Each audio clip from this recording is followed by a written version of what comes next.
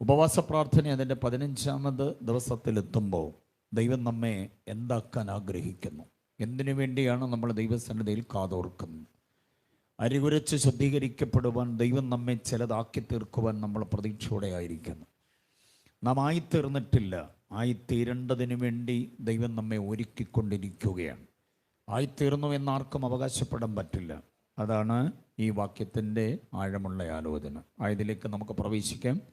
അഭിഷക്തരായ കർത്തൃദാസന്മാരോട് ഒരുമിച്ച് പിതാക്കന്മാരോട്, മാതാക്കളോട്, സഹോദരി സഹോദരങ്ങളോട്, വാത്സല്യ കുഞ്ഞുമക്കൾ എല്ലാവരോടും ചേർന്ന് ഒരു രാത്രി യോഗത്തിനു കൂടെ ഇവിടെ ആയിരിക്കാൻ അവസരം ലബ്ധമായതിൽ കർത്താവിന് സകല മഹത്വവും സ്തുതിയും പുകഴ്ചയും ആരാധനയും സ്തോത്രവും അർപ്പണം ചെയ്യുകയാണ്. പ്രത്യേകിച്ച് പ്രിയ ശോഭനൻ പാസ്റ്റർ, അതുപോലെ ബിജോയ് പാസ്റ്റർ, പകല് മറ്റു ദൈവദാസന്മാരൊക്കെ ഉണ്ടായിരുന്നല്ലോ. അവരോട് ഇരുവരോടും കൂടെ ഒരുമിച്ചായിരിക്കാൻ കഴിയുന്നതിൽ സന്തോഷമുണ്ട്. പകലില്ലാതിരുന്ന പ്രിയപ്പെട്ടവർക്കൊക്കെ പ്രത്യേകമായി വന്ദനവും സ്നേഹവും അറിയിക്കുകയാണ്. പകലത്തെ പോലെ ദീർഘമായ നേരം ഉപയോഗിക്കുക യുക്തമല്ലല്ലോ, സമയബന്ധിതമാണ് എന്നതുകൊണ്ട് വേഗേന ചിന്തകളിലേക്ക് പ്രവേശിക്കുകയാണ്. ആ വാക്യത്തിൻ്റെ ഒരു ഘടന നിങ്ങൾ നോക്കണം. 22ാം വാക്യം, നാം ദൈവത്തിൻ്റെ നിവാസം ആകേണ്ടതിന്. ആ പ്രയോഗത്തെ ഒന്ന് പരാമർശിച്ചുകൊണ്ട് 6 അധ്യായങ്ങളിലും 6 വാക്യങ്ങളെ ഞാൻ പരിചയപ്പെടുത്താം. നാം ആയിത്തീർന്നിട്ടില്ല, ആകേണ്ടതിന് വേണ്ടി ദൈവം നമ്മളെ ഒരുക്കുകയാണ്. അതാണ് ഉപവാസ പ്രാർത്ഥന. 21 ദിവസം കൊണ്ട് നമ്മൾ ആകേണ്ടതുപോലെ എന്ത് ചെയ്യണം? ആയിത്തീരണം. ഞാൻ ഈ പറയുന്ന 6 വാക്യങ്ങളൊന്ന് കുറിച്ചുകൊള്ളുക, ഒന്ന് വായിക്കുക. എല്ലാവരും ആ വാക്യങ്ങളെ ശ്രദ്ധിക്കണം. 1-ാം അധ്യായം അതിൻ്റെ 4-ാം വാക്യം നോക്കിക്കേ. ആകേണ്ടതിന് കണ്ടോ, 1-ാം വാക്യം പറയുന്നത് ആയിത്തീർന്നിട്ടില്ല. നമ്മൾ വിശുദ്ധരും നിഷ്കളങ്കരും ആയിത്തീർന്നിട്ടില്ല, അതിൻ്റെ പൂർണ്ണതയിലേക്ക് വന്നിട്ടില്ല. നമ്മൾ ആയിക്കൊണ്ടിരിക്കുകയാണ്. ആർക്കും അവകാശപ്പെടാൻ പറ്റില്ല, ദൈവം ആഗ്രഹിക്കുന്ന വിശുദ്ധിയുടെ പൂർണ്ണതയിൽ ഞാൻ എത്തി, നിഷ്കളങ്കതയുടെ പൂർണ്ണതയിൽ ഞാൻ എത്തിയെന്ന് ആർക്കും അവകാശപ്പെടാൻ പറ്റില്ല. നമ്മൾ ആകേണ്ടതിന് തിരഞ്ഞെടുക്കപ്പെട്ടിരിക്കുകയാണ്. 21 ദിവസങ്ങൾ വേറിട്ടിരിക്കുന്നത് നമ്മുടെ വിശുദ്ധിയും നമ്മുടെ നിഷ്കളങ്കതയും അതിൻ്റെ പൂർണ്ണതയിലെത്തേണ്ടതിന് വേണ്ടിയാണ്. എത്ര പേരത് ആഗ്രഹിക്കുന്നുണ്ട്? വിശുദ്ധരാകുക എന്ന് പറഞ്ഞാൽ എന്താണ് അർത്ഥം? നിഷ്കളങ്കത എന്ന വാക്കിൻ്റെ അർത്ഥം എന്താ? ആഴത്തിൽ പഠിക്കണം. ലേഖനങ്ങളിൽ ഉപയോഗിച്ചിരിക്കുന്ന പദങ്ങളെ വെറുതെ വായിച്ചു വിടരുത്, അതിൻ്റെ അർത്ഥതലങ്ങൾ ആഴത്തിൽ ധ്യാനിക്കണം. വിശുദ്ധർ എന്ന് പറഞ്ഞാൽ അതിൻ്റെ അർത്ഥം, യൂത്ത്സ് ഒക്കെ ശ്രദ്ധിക്കണം, to be separated for God only എന്നതാണ്. ദൈവത്തിന് വേണ്ടി മാത്രം വേർതിരിക്കപ്പെട്ടത്, അതാണ് വിശുദ്ധർ എന്നതുകൊണ്ട് ഉദ്ദേശിക്കുന്നത്. വേറെ ഒന്നിനുമല്ല. ആർക്ക് വേണ്ടി? ദൈവത്തിന് വേണ്ടി മാത്രം. To be set apart for God only. ദൈവത്തിന് വേണ്ടി മാത്രം വേർതിരിക്കപ്പെട്ടത്, വേർതിരിക്കപ്പെടേണ്ടതിന് വേണ്ടി ദൈവം നമ്മെ ഒരുക്കിക്കൊണ്ടിരിക്കുന്നു. ഈ ഉപവാസം കഴിയുമ്പോൾ ദൈവത്തിനല്ലാത്ത സകല ഇടപാടുകളെയും വിട്ട് ദൈവത്തിന് വേണ്ടി മാത്രം വേർതിരിയണം. ദൈവപ്രസാദ യോഗ്യമായ കാര്യങ്ങളിൽ മാത്രം ഇടപെടണം. ഇണയില്ല പിണയ യാതൊരു കാരണത്താലും നമ്മുടെ ജീവിതത്തിലേക്ക് വരാൻ പാടില്ല. നമ്മൾ പറയുന്നതും ചെയ്യുന്നതും കഴിക്കുന്നതും കുടിക്കുന്നതും പോകുന്നതും വരുന്നതുമെല്ലാം ദൈവത്തിന് പ്രസാദമാകണം. ദൈവത്തിൻ്റെ അഗ്നിമയമായ കണ്ണുകൾക്ക് നമ്മൾ പ്രസാദ യോഗ്യതയുള്ളവരായി മാറണം. അതാണ് വിശുദ്ധർ എന്നതുകൊണ്ട് ഉദ്ദേശിക്കുന്നത്. നിഷ്കളങ്കർ എന്ന വാക്കിൻ്റെ അർത്ഥം എന്താണെന്നറിയാമോ? യാഗാർപ്പണ യോഗ്യമാകുക എന്നതാണ്. യാഗാർപ്പണ യോഗ്യം എന്ന് പറഞ്ഞാൽ യാഗമർപ്പിക്കുന്നത് എന്തിനെയാണെന്നറിയാമോ?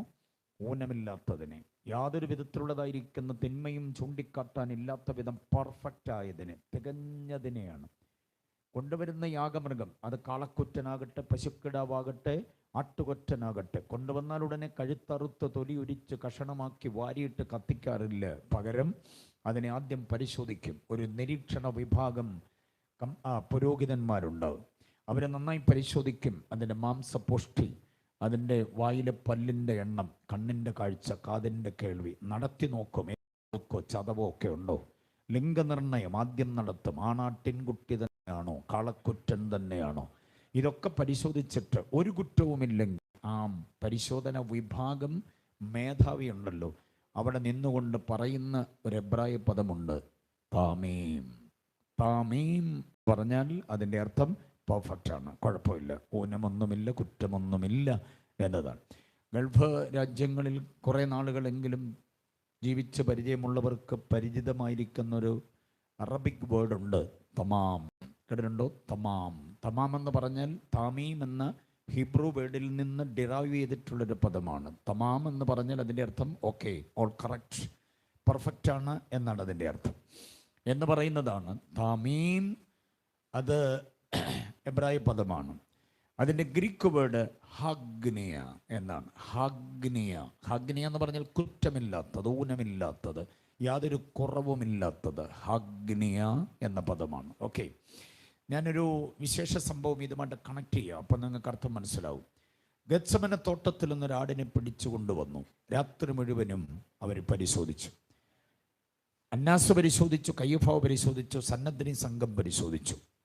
ഏറ്റവും ഒടുവിൽ പീലാത്തോസിൻ്റെ അടുക്കിലേക്ക്, പീലാത്തോസ് ഹേരോദാവിൻ്റെ അടുക്കിലേക്ക്, ഹേരോദാവ് വീണ്ടും പീലാത്തോസിൻ്റെ അടുക്കിലേക്ക്. എല്ലാവർക്കും പറയാനുള്ളത് ഒരു കുറ്റവുമില്ലെന്നായിരുന്നു. നിയമത്തിൻ്റെ അവസാന വാക്കായ പീലാത്തോസ് വിളിച്ചു പറഞ്ഞ പ്രയോഗം ഇതാണ്: ഞാനുമല്ലൊരു കുറ്റവും.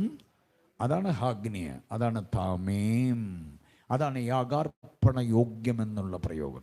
യേശു നമുക്ക് വേണ്ടി അറുക്കപ്പെടുമ്പോൾ ഓർത്തുകൊള്ളണം, കുറ്റമുള്ളവനായതുകൊണ്ടല്ല, ഒരു കുറ്റവുമില്ല എന്നിട്ടാണ് നമുക്ക് വേണ്ടി അറുക്കപ്പെട്ടത്. അപ്പം നിഷ്കളങ്കരാകുക എന്ന് പറഞ്ഞാൽ നമുക്ക് വേണ്ടി കൽവറിയിൽ പരമയാഗമായി തീരുവാൻ യോഗ്യനായിരുന്നു അല്ലേ? ദൈവിക കാര്യപരിപാടിക്ക് വേണ്ടി, ദൈവഗ്രഹത്തിലെ മുഴുവൻ കാര്യങ്ങൾക്ക് വേണ്ടി കുറ്റമില്ലാത്തവരായി നമുക്ക് മാറാൻ കഴിയുന്ന ആ യോഗ്യതയ്ക്കാണ് എന്താ പറയുക? നിഷ്കളങ്കത. എത്ര പേരാകാൻ ആഗ്രഹിക്കുന്നുണ്ട്? ഉപവാസ പ്രാർത്ഥനയിലൂടെ നേടിയെടുക്കേണ്ടത് അതാണ്. സ്വഭാവത്തിൻ്റെ വൈകൃതങ്ങളെ, സ്വഭാവത്തിൻ്റെ വൈകല്യങ്ങളെ, സ്വഭാവത്തിൽ വന്നുകൂടിയ ദൂഷ്യഭാവങ്ങളെ എല്ലാം മാറ്റിയിട്ട് നമുക്ക് ദൈവസന്നിധിയിൽ നേരാകാൻ കഴിയണം. അപ്പോൾ വിശുദ്ധരും നിഷ്കളങ്കരും ആയതുകൊണ്ടല്ല, പിന്നെ ആകേണ്ടതിന്. ഉപവാസ പ്രാർത്ഥനയുടെ ഉദ്ദേശം അതാണെന്നും കൂടെ മനസ്സിലാക്കണം. പകല് ഞാൻ പറഞ്ഞതുപോലെ നമ്മുടെ ശരീരത്തിൻ്റെ എന്തെങ്കിലും നൊമ്പരങ്ങൾ, നോവുകൾ, വിങ്ങലുകൾ, വേദനകൾ മാറാൻ വേണ്ടി മാത്രമല്ല ഉപവാസം. അതൊക്കെ മാറിക്കോളും. അതിലുപരി നമ്മൾ ആകേണ്ടത് വിശുദ്ധരും നിഷ്കളങ്കരുമാണ്.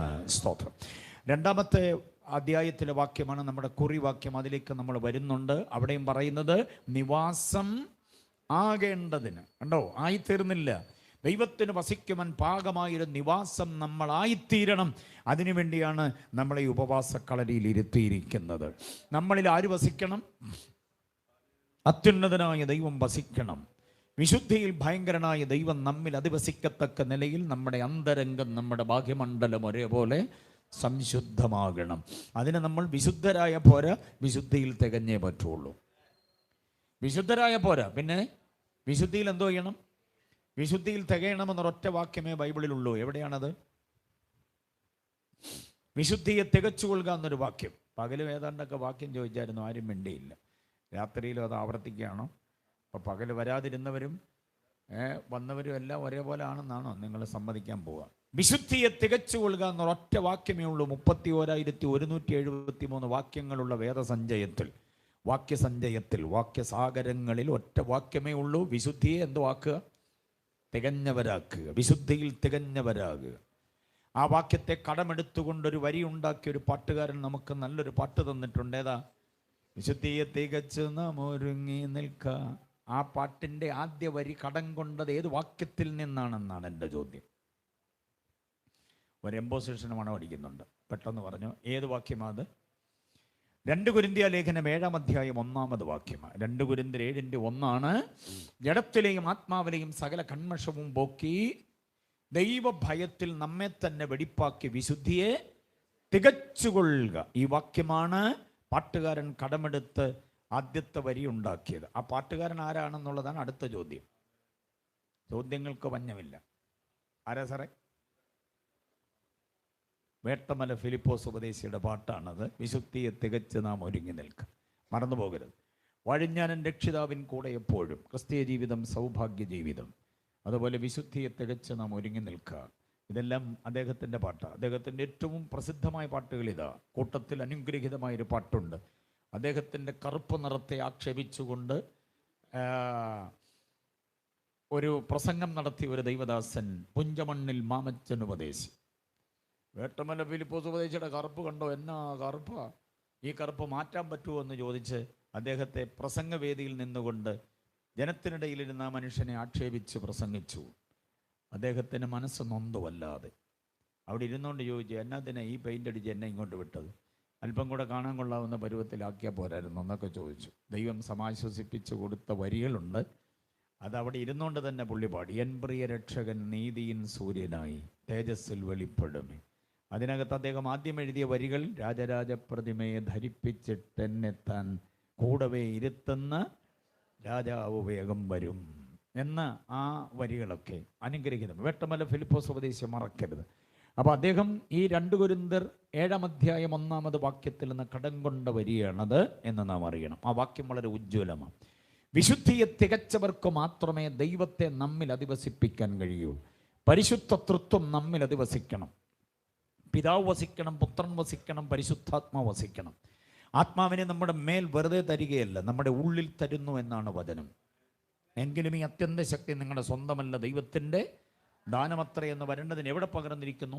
മൺപാത്രങ്ങളുടെ മേൽ അല്ല, മൺപാത്രങ്ങളിൽ. Not upon the pot but in the pot എന്ന് തന്നിരിക്കുകയാണ്. അപ്പം പരിശുദ്ധ തൃത്വം നമ്മിൽ വസിക്കാൻ പാകമായ നിലയിൽ നമ്മുടെ ശരീര വ്യവസ്ഥിതി ആന്തരികവും ബാഹ്യവുമായ തലത്തിൽ നാം ആകണം. അതാണ് നമുക്കവിടെ കാണാൻ കഴിയുക, ദൈവത്തിന് നിവാസം ആകേണ്ടതിന്. ഇനി 3:16 വാക്യം നോക്കിക്കേ, അവിടെയും അതേപോലെ ഒരു പ്രയോഗമുണ്ട്. വായിച്ചേ.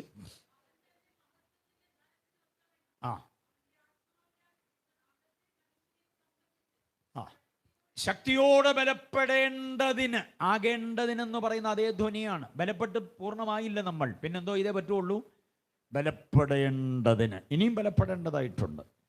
ചകിതമായി പോകുന്ന, പിന്നാക്കം പോകുന്ന, ഉൾവലിഞ്ഞു പോകുന്ന ചില സന്ദർഭങ്ങളും സാഹചര്യങ്ങളും നമ്മുടെ ജീവിതത്തിൽ ഉണ്ടാകുക. ഇന്നലെ ആരാധിച്ചതുപോലെ ആരാധിക്കാൻ കഴിയാതെ, ഇന്നലെ പ്രാർത്ഥിച്ചതുപോലെ ശക്തമായി പ്രാർത്ഥിക്കാൻ കഴിയാതെ ക്ഷീണിച്ചു പോകുന്ന അനുഭവം ഉണ്ടാകും. അതുകൊണ്ട് പറയുന്നു, കർത്താവ് നമ്മിൽ ബലപ്പെടുത്തേണ്ടതിന്. അകത്ത മനുഷ്യനെ സംബന്ധിച്ച് എന്തോ ചെയ്യണം? ശക്തിയോടെ ബലപ്പെടേണ്ടതിന്. അതാണ് 3-ാം അധ്യായം 16-ാമത് വാക്യം. ഇനി 4:12 വാക്യം നോക്കിക്കേ. 4:12.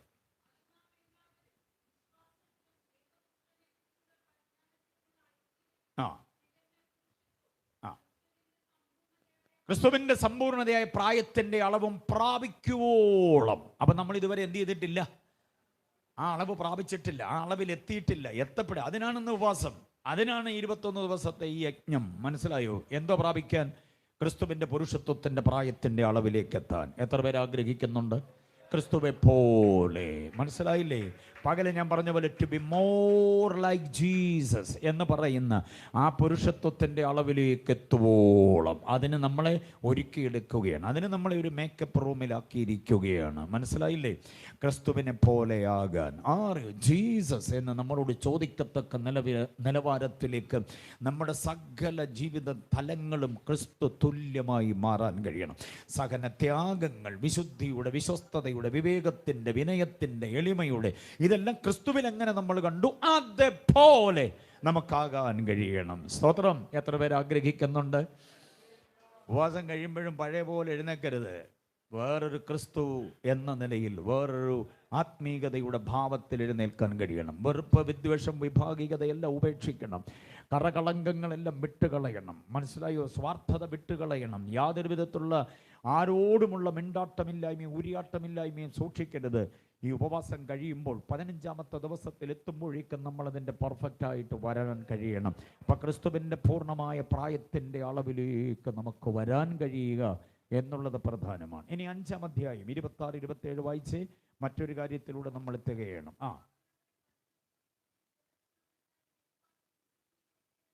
വിശുദ്ധീകരിക്കേണ്ടതിന്. പിന്നെ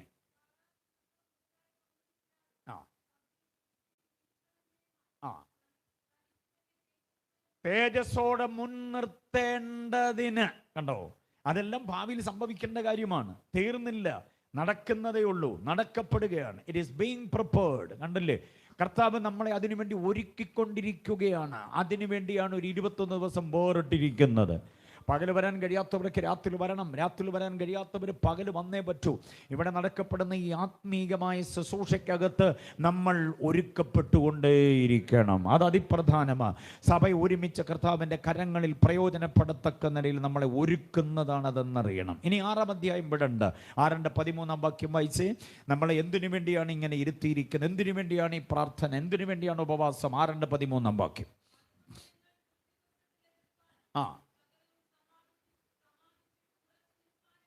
ഉറച്ചു നിൽപ്പാൻ കഴിയേണ്ടതിന്. നമ്മൾ ഉറച്ചു നിൽക്കുന്നില്ല. പലപ്പോഴും എന്ത് ചെയ്യുന്നുണ്ട്? ആടിപ്പോകുന്നുണ്ട്. മനസ്സിലായില്ലേ? പതറിപ്പോകുന്നുണ്ട്, ഇടറിപ്പോകുന്നുണ്ട്. ചില സാമ്പത്തിക പ്രതിസന്ധികളിൽ, ചില വ്യക്തികളുമായിട്ടുള്ള ഇടപാടുകളിൽ ഒക്കെ നമ്മൾ വല്ലാതെ ചാഞ്ചല്യമുള്ളവരായി പോകാറുണ്ട്. ഇന്നലത്തെ കരുത്ത് ഇന്നില്ലാതെ വരുന്നു, ഇന്നത്തെ കരുത്ത് നാളെ ഉണ്ടാകണമെന്നില്ല. പക്ഷേ ഈ പ്രാർത്ഥനയും കൂടിവരവും എന്തിനാണെന്നറിയാമോ? ഉറച്ചു നിൽക്കാൻ കഴിയേണ്ടതിന്. സ്തോത്രം. അപ്പോൾ ഈ യോഗം കഴിയുന്ന ഉടനെ എല്ലാറ്റിലും നമ്മൾ ഉറപ്പായി നിന്നേ പറ്റുള്ളൂ. എത്ര പേർക്ക് ബോധ്യമാകുന്നുണ്ട് ഈ 6 കാര്യങ്ങൾ? അപ്പോൾ നമ്മൾ അതിൻ്റെ പെർഫെക്റ്റ് ആയിട്ടില്ല, അതിലേക്ക് നമ്മളായിക്കൊണ്ടിരിക്കുകയാണ്. നമ്മുടെ ചില ഭാവവും രൂപവും പടുതിയൊക്കെ കണ്ട് നമ്മളാണ് പെർഫെക്റ്റ് എന്ന് തോന്നിപ്പോവും. അല്ല, ഒത്തിരി പിഴവുകൾ, ഒത്തിരി ഇടർച്ചകൾ, ഒത്തിരി ഉടയലുകൾ, ഒത്തിരി പണിയപ്പെടേണ്ട മേഖലകൾ ഇനിയുമുണ്ട്. അത് യഥോചിതം ഭംഗിയായിട്ടൊന്ന് പണിയപ്പെടേണ്ടതിന് വേണ്ടിയാ ഇവിടെ നടത്തപ്പെടുന്ന ആരാധന, ഇവിടെ നടത്തപ്പെടുന്ന വചന ശുശ്രൂഷ. അതങ്ങനെ തന്നെ നിരുപാധികം ഏറ്റെടുക്കണം. ആത്മീയതയുടെ പൂർണ്ണതയിലെത്തുവാൻ ദൈവം നമ്മെക്കുറിച്ച് ആഗ്രഹിക്കുന്നു. നമ്മളെക്കുറിച്ച് ഒരു ദോഷവും പറയും. ഏത് കോടതി വിസ്തരിച്ചാലും ഏറ്റവും ഒടുവിൽ അവർക്ക് പറയാൻ കഴിയേണ്ടത് ഇതാ: ഞാൻ ഇവനിൽ ഒരു കുറ്റവും കാണുന്നില്ല. ഉപവാസം കഴിയുമ്പോൾ ആ നിലവാരത്തിലേക്ക് നമുക്ക് എത്തപ്പെടാൻ കഴിയുന്നതാണ് ആത്മീക ജീവിതം. മനസ്സിലായോ? ക്രിസ്തുവിനെ സേവിക്കുന്നവർക്ക് 2 ക്വാളിറ്റി വേണം. ശുശ്രൂഷകന്മാരും കൂടെ ഉള്ളൊരു മീറ്റിംഗ് ആണല്ലോ, അതുകൊണ്ട് പറയാം. ക്രിസ്തുവിനെ സേവിക്കുക എന്ന് പറഞ്ഞാൽ ശുശ്രൂഷിക്കുക എന്ന് പറഞ്ഞാൽ ദൗത്യം ഏൽപ്പിക്കപ്പെട്ടവർ അത് നിർവഹിക്കുന്ന ആ നിർവഹണ പാതയിൽ 2 കാര്യങ്ങൾ ഉറപ്പായിട്ട് വേണം. ഒന്ന്, ദൈവത്തിന് കൊള്ളാകുന്നവരാകണം. ദൈവത്തിന് ആരാകണം? നമ്മൾ വേറെ പലർക്കും കൊള്ളാകുന്നവരാ. പക്ഷെ ആർക്ക് കൊള്ളാകുന്നവരാകണം? ദൈവത്തിന് പ്രസാദമുള്ളവരാകണം. ദൈവത്തിന് കൊള്ളാവുന്നവരെന്നല്ല, ദൈവത്തിന് എന്തോ ആകണം? പ്രസാദമുള്ളവരും മനുഷ്യർക്ക് കൊള്ളാവുന്നവരും ആകണം.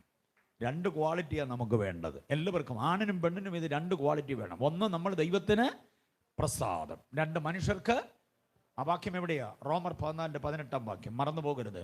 ഉപവാസ പ്രാർത്ഥനയിൽ അജണ്ടയായി വെച്ച് പ്രാർത്ഥിക്കേണ്ടത്, കർത്താവേ ഈ 2 ക്വാളിറ്റി എനിക്ക് നൽകണമേ. ഞാൻ ദൈവത്തിന് ആരാകണം? പ്രസാദം. വായിച്ച വാക്യം 14:18 വാക്യം. ദൈവത്തെ പ്രസാദിപ്പിക്കുന്നവർ. ഈ 2 ക്വാളിറ്റി നമുക്കുണ്ടോ എന്നുള്ളൊരു പുനർവിചാരണ നടത്തി നോക്കിക്കേ. ദൈവം നമ്മളിൽ പ്രസാദിക്കുന്നുണ്ടോ? ദൈവം നമ്മുടെ രാത്രികളിലും പകലുകളിലും പ്രസാദമുണ്ടോ ദൈവത്തിന്? നമ്മൾ മൊബൈൽ ഫോണുമായിട്ടിരിക്കുമ്പോൾ ദൈവത്തിന് പ്രസാദമുണ്ടോ? വേദോസ്തമായിട്ടിരിക്കുമ്പോൾ ദൈവത്തിന് പ്രസാദമുണ്ടോ? കൂട്ടുകാരുടെ കൂട്ടത്തിലായിരിക്കുമ്പോൾ ദൈവത്തിന് പ്രസാദമുണ്ടോ? ഒറ്റയ്ക്കിരിക്കുമ്പോൾ ദൈവത്തിന് പ്രസാദമുണ്ടോ? ഒറ്റയ്ക്കൊരു മുറിയിൽ അടച്ചിരിക്കുമ്പോൾ ദൈവം നമ്മളിൽ പ്രസാദിക്കുന്നുണ്ടോ? കൂട്ടമായിട്ടിരിക്കുമ്പോൾ ദൈവം നമ്മിൽ പ്രസാദിക്കുന്നുണ്ടോ?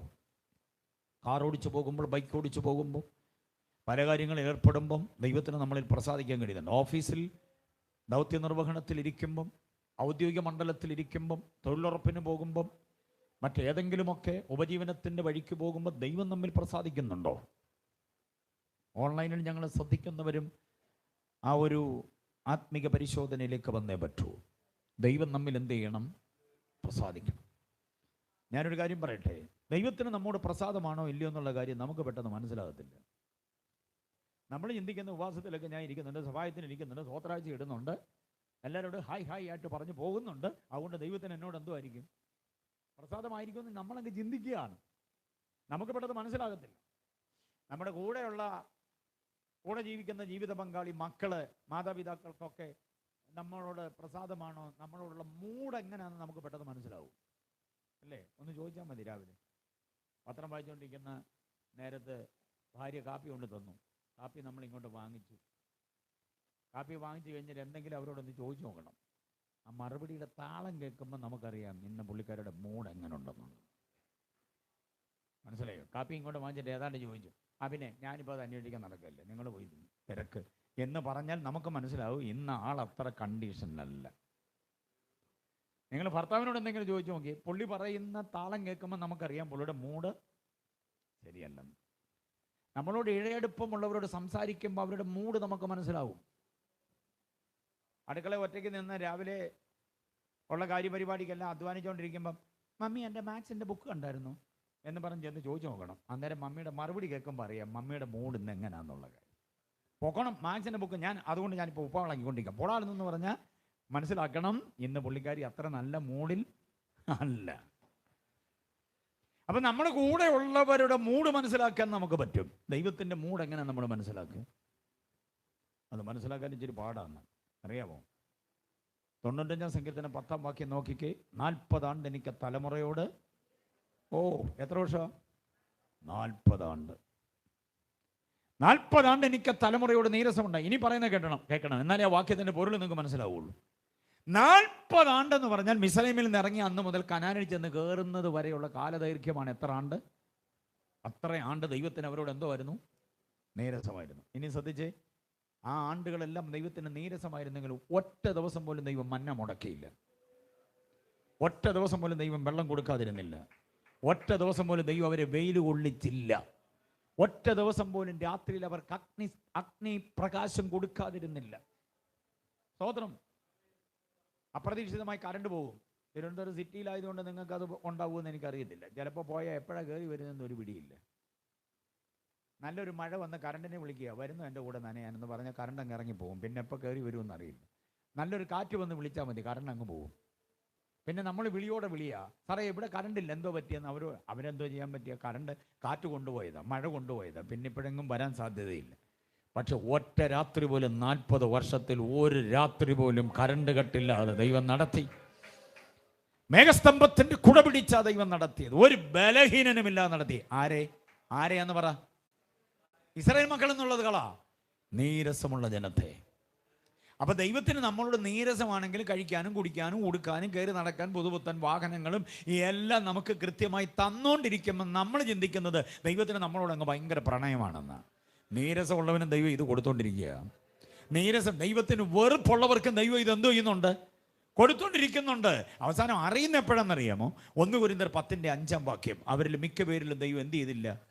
പ്രസാദിച്ചില്ല എങ്കിൽ അവരെ മരുഭൂമിയിൽ എന്തോ ചെയ്തു? തള്ളിയിട്ട് കൊന്നുകളഞ്ഞു. സങ്കീർത്തനത്തിൽ കൊന്നുകളഞ്ഞുണ്ട്, ഇവിടെ മരുഭൂമിയിൽ തള്ളിയിട്ടെന്നേ പൗലോസ് പറയുന്നുള്ളൂ. മനസ്സിലായോ? അവരുടെ ശവങ്ങൾ മരുഭൂമിയിൽ വീണു. മനസ്സിലായോ? അവരുടെ അത്യാഗ്രഹം, അവരുടെ പരസംഗം, അവരുടെ വ്യഭിചാരം, അവരുടെ ദുർനടപ്പ്, അവരുടെ പെറുപെറുപ്പ്, ആദിയായ ദോഷങ്ങൾ 5 10 അധ്യായത്തിൽ പറയുന്നുണ്ട്. 6 മുതൽ 11 വരെയുള്ള വാക്യങ്ങളിൽ അത് നിമിത്തം അവരെ ദൈവം മരുഭൂമിയിൽ തള്ളിയിട്ട് കളഞ്ഞു. ഇവിടെ നമ്മൾ ചിന്തിക്കണം, ദൈവത്തിന് നമ്മൾ ആരായിക്കോണം? പ്രസാദമുള്ളവരാകണം. അപ്പം തന്നെ മനുഷ്യർക്ക് നമ്മൾ ആരാകണം? കൊള്ളാകുന്നവൻ. ഈ 2 ക്വാളിറ്റിയെ മുറുകെ പിടിച്ചുകൊണ്ട് വേണം ക്രിസ്ത്യ ജീവിതം നയിക്കാൻ. ആ 2 ക്വാളിറ്റിയിലേക്ക് നമ്മളെ കൊണ്ടുവരാനാണ് ഉപവാസ പ്രാർത്ഥന എന്ന് ആവർത്തിച്ച് ഞാൻ പറയുമ്പോൾ ഏറ്റെടുക്കാൻ കഴിയുന്നവർ എത്ര പേരുണ്ട്? ഈ 2 ക്വാളിറ്റിയിലേക്ക് എന്നെ നടത്തണമേ എന്ന് നമ്മൾ ചിന്തിച്ചോണം. ഇതുമായി ചേർത്ത് വേറെ ആത്മീക മൂല്യം ഞാൻ പറയാം, ഒരു ആത്മീക ചിന്ത പറയാം. ശ്രദ്ധിച്ചോണം. ഇവിടെ ഉള്ളവരും അങ്ങ് ദൂരത്തുള്ളവരും ശ്രദ്ധിക്കണം. ഒരു വാക്യം പഠിച്ചാൽ നമ്മൾ ഞെട്ടിപ്പോവും. ആ വാക്യം വായിച്ച് ഞാൻ ബോധം കെട്ടുപോയി. വേദോസം വായിച്ചിട്ട് ഞാൻ മാത്രം എന്തിന് ബോധം കെടണം? നമുക്ക് ഒരുമിച്ച് ബോധം കെടാം. കാരണം വേദോസം നമ്മുടെ എല്ലാവരുടെയും കൂടെ അല്ലേ. എന്നെ ഞെട്ടിച്ച് കളഞ്ഞ വാക്യം, എന്നെ അത്ഭുതപ്പെടുത്തിയ വാക്യം. നിങ്ങൾക്കും അത്ഭുതം ഉണ്ടാവുമെന്ന് എനിക്കറിയില്ല, ചിന്തിക്കുന്നവർക്കുണ്ടാവും. ഒന്നാമത് പ്രാകൃതം, പിന്നത്തേതിൽ ആത്മീയം. അങ്ങനെ വാക്യം കണ്ടിട്ടുണ്ടോ? ആ വാക്യം കണ്ടിട്ടുണ്ടോ എന്നൊന്നും ചോദിക്കണ്ട, ഇങ്ങനെ പറഞ്ഞുകൊണ്ട് നിന്നാൽ മതി, ഞങ്ങൾ കേട്ടോണ്ടിരുന്നോളാന്നാണ്. 1 കൊരിന്ത്യർ ലേഖനം 15 അധ്യായം 46 വാക്യമാണ്. 1 കൊരിന്ത്യർ 15:46. ഒന്നാമത് പ്രാകൃതം. നമ്മൾ ചിന്തിക്കുന്ന ദിവാകരൻ ഭാഷ നമ്മൾ ചിന്തിക്കുന്ന എന്താണെന്നറിയാം? ഒന്നാമത് ആത്മീയമാണെന്നല്ല. ഒന്നാമത് എന്തോ കയറി വരുന്നത്? പ്രാകൃതമാണ് വരുന്നത്. കണ്ടോ വാക്യം? ഒന്നാമത് പ്രാകൃതം. അപ്പൊ ഒന്നാമത് എന്തോ വരുന്നേ? പ്രാകൃതമാണ്. അത് കഴിഞ്ഞാൽ പിന്നെന്തോ വരുന്നേ? ആത്മീകം ഭിന്നത്തേതിലാ വരുന്നത്. അപ്പൊ നമ്മളിലെല്ലാം ഒന്നാമത് എഴുന്നേൽക്കുന്ന എന്തുവാ? അതാണ് ഈ കുഴപ്പം.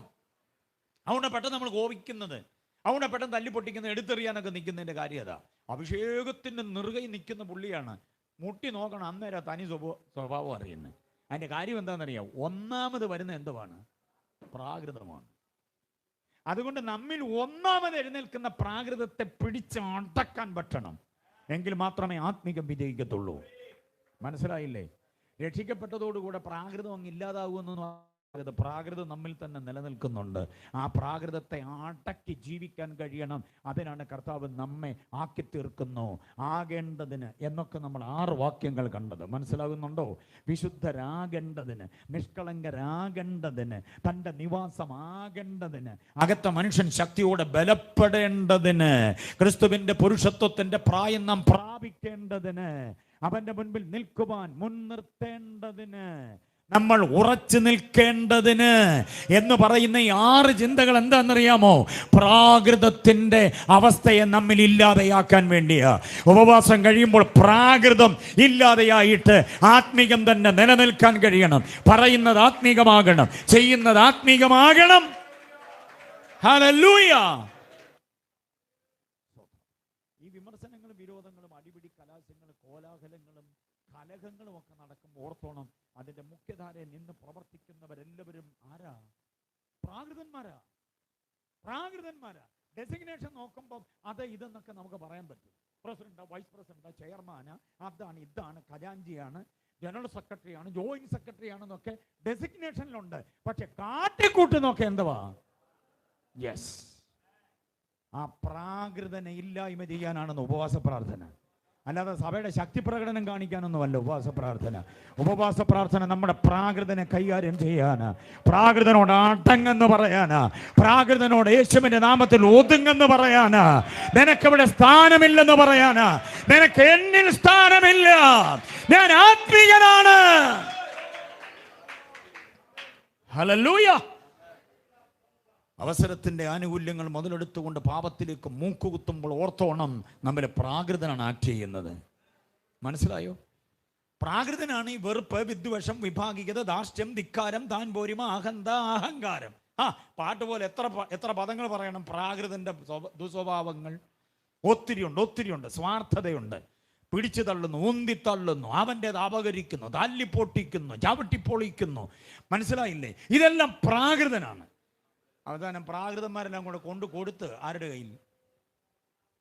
രക്ഷിക്കപ്പെടാത്തവന്റെ കൈ കൊടുത്തു സംഭവം. മനസ്സിലായില്ലേ? ഇനി അപ്പോസ്തലൻ രാമകൃഷ്ണൻ പറയട്ടെ അവസാന വാക്ക്. അപ്പോസ്തലൻ പത്രോസും പൗലോസും യോഹന്നാനും യാക്കോബും യൂദ അടക്കമുള്ളവരൊക്കെ പറഞ്ഞിട്ട് നമ്മൾ കേട്ടില്ല. ഇനി ആര് പറയണം? അപ്പോസ്തലൻ രാമകൃഷ്ണൻ പറയണം. എന്നാലേ നമ്മൾ കേൾക്കൂ. ഇപ്പം നമ്മൾ സഭയെ പണിത് എവിടെ കൊണ്ടാക്കിയെന്നറിയാമോ?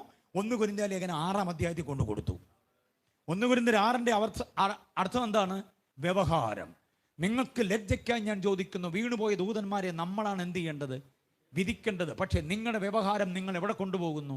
പുറത്തു കൊണ്ടുപോകുന്നു. ഇപ്പൊ സഭ എവിടെ എത്തിയെന്നറിയാമോ? 1 കൊരിന്ത്യർ 6-ാം അധ്യായത്തിൽ എത്തിയിരിക്കുന്നു.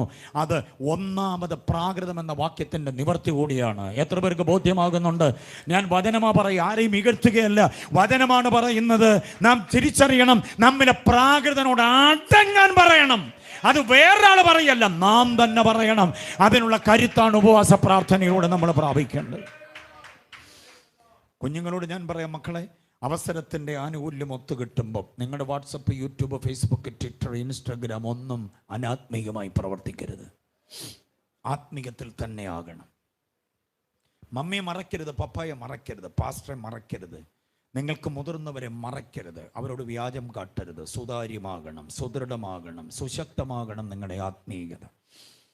ഒന്നിനും നിങ്ങൾ കബളിപ്പിക്കൽ നടപടിയിലേക്ക് പോകരുത്. അതെല്ലാം ഉയർന്നു വരുന്ന 1-ാമത് പ്രാകൃതൻ എന്ന അവസ്ഥയിൽ. ജീവിത പങ്കാളിയോട് അവിശ്വസ്തത കാട്ടരുത്. സുതാര്യമാകണം, സുശക്തമാകണം നിങ്ങളുടെ ദാമ്പത്യ ബന്ധം. മനസ്സിലായില്ലേ? ദാമ്പത്യ ബന്ധമൊക്കെ സുശക്തമാകണോ, സുതാര്യമാകണോ, പപ്പയും മമ്മിയോടുമുള്ള ഇടപാടുകളൊക്കെ സുതാര്യമാകണോ എന്നറിയാൻ മൊബൈൽ ഫോണിന് പാസ്വേഡ് ഉണ്ടോ എന്ന് അന്വേഷിച്ചാൽ മതി. മോൻ്റെ ഫോൺ എടുത്ത്, മോടെ ഫോൺ എടുത്ത് മമ്മിക്കൊരു കോൾ ചെയ്യാൻ M വരച്ചു, O വരച്ചു, K വരച്ചു, L വരച്ചു, കുന്തം തുറക്കുന്നില്ല. എന്തോ സംഭവം? പുതിയ പാസ്വേഡ്. ഭർത്താവിൻ്റെ ഫോൺ എടുത്ത് ഭാര്യയ്ക്ക് വിളിക്കാൻ പറ്റുന്നില്ല, ഭാര്യയുടെ ഫോൺ എടുത്ത് ഭർത്താവിന് വിളിക്കാൻ പറ്റുന്നില്ല. ബാത്റൂമിൽ കയറുമ്പോൾ പോലും ഭയങ്കര വെപ്രാളമാണ്. അയ്യോ, ആരെങ്കിലും കോൾ ചെയ്യുമോ, വിളിക്കുമോ, അവിടെ ഫോൺ എടുത്ത് നോക്കുമോ എന്നൊക്കെയുള്ളൊരു വെപ്രാളം ഉണ്ടെങ്കിൽ പ്രാകൃതന മുന്നിട്ട് നിൽക്കുന്നെന്ന് പഠിച്ചോ. എൻ്റെ ഫോണാന്ന് തോന്നുന്നല്ലോ അവിടെ കിടന്ന് അലയ്ക്കുന്നത്, അതാരെങ്കിലും ഒന്ന് എടുത്തൂടെ എന്ന് ചോദിക്കാൻ ആർക്ക് തൻ്റെ ഇടമുണ്ട്? നമ്മൾ അങ്ങോട്ടോ ഇങ്ങോട്ടോ പോകുമ്പോൾ ഇത് ചലിക്കാതിരിക്കാൻ ഒന്നുകിൽ ഓഫ് ചെയ്തിട്ടാണ് കയറുന്നത്. മനസ്സിലായില്ലേ? കാരണം ഇത് നമ്മളില്ലാത്തപ്പോൾ എന്തോ ചെയ്യാൻ പാടില്ല. അതാണ് സ്വതന്ത്രം. മനസ്സിലാകുന്നുണ്ടോ? ഇതൊക്കെ നമ്മിലെ പ്രാകൃതനും ജയിക്കുന്നുണ്ടെന്നുള്ളതാണ് തെളിയിക്കുന്നത്. അത് വരാൻ പാടില്ല. സുതാര്യമാകണം ജീവിതത്തിന്. ഭർത്താവ് കുളിക്കാൻ ബാത്റൂമിൽ കയറിയ നേരം കൊണ്ട് ഭാര്യ ഫോൺ എടുത്തുകൊണ്ട് ഫെയ്ത്ത് ഹോമിലോട്ട് ഒറ്റ ഓട്ടം പാസ്റ്ററെ കൊണ്ട് കൊടുത്തു ഫോൺ. പാസ് ചോദിച്ചാൽ ആരുടെ ഇത്? ഞങ്ങളുടെ അച്ഛൻ്റെ. എന്തിനാ ഇത് എൻ്റെ കൊണ്ട് തന്നെ? ആദ്യം ഇതൊന്ന് തുറന്നു തരണം പാസ്റ്റേ. പാസ്വേഡ് അറിയാം? പാസ്വേഡ് എനിക്കറിയത്തില്ല, അതുകൊണ്ടല്ലേ പാസ്റ്റേ കൊണ്ട് തന്നെ. എന്താ കാര്യം? ഇന്നലെ രാത്രി 1 മണി മുതൽ അങ്ങേര് ഇതിനകത്തായിരുന്നു. ആ നമ്പർ ഏതാണെന്ന് എനിക്കറിയണം. ഞാൻ ഉറങ്ങിയെന്ന് വിചാരിച്ച വിളിയോടെ വിളിയായിരുന്നു, വേറിട്ട വെളുക്കെ. ആ നമ്പർ ഏതാണെന്ന് എനിക്കറിയാം. പാസ് പറഞ്ഞ് എങ്ങനെയെങ്കിലും പാസ് തുറന്നേ പറ്റൂ. പാസ്ക്ക് ഇതിനെക്കുറിച്ചൊക്കെ അറിയാമല്ലോ. ഇവിടെ സംഭാഷണം നടന്നുകൊണ്ടിരുന്നപ്പോൾ ബാത്റൂമിൽ നിന്ന് മൂളിപ്പാട്ടുമൊക്കെ പാടി പുള്ളിപ്പതി ഇങ്ങനെ ഇറങ്ങി വന്നപ്പോൾ മോള് പറഞ്ഞു, പപ്പ പണി കിട്ടിയെന്ന് തോന്നുന്നു. എന്തോന്നാടി? അത് പപ്പയുടെ മൊബൈലും കൊണ്ട് മമ്മിയും ഫെയ്ത്തോമിലോട്ട് പോയിട്ടുണ്ടെന്ന്.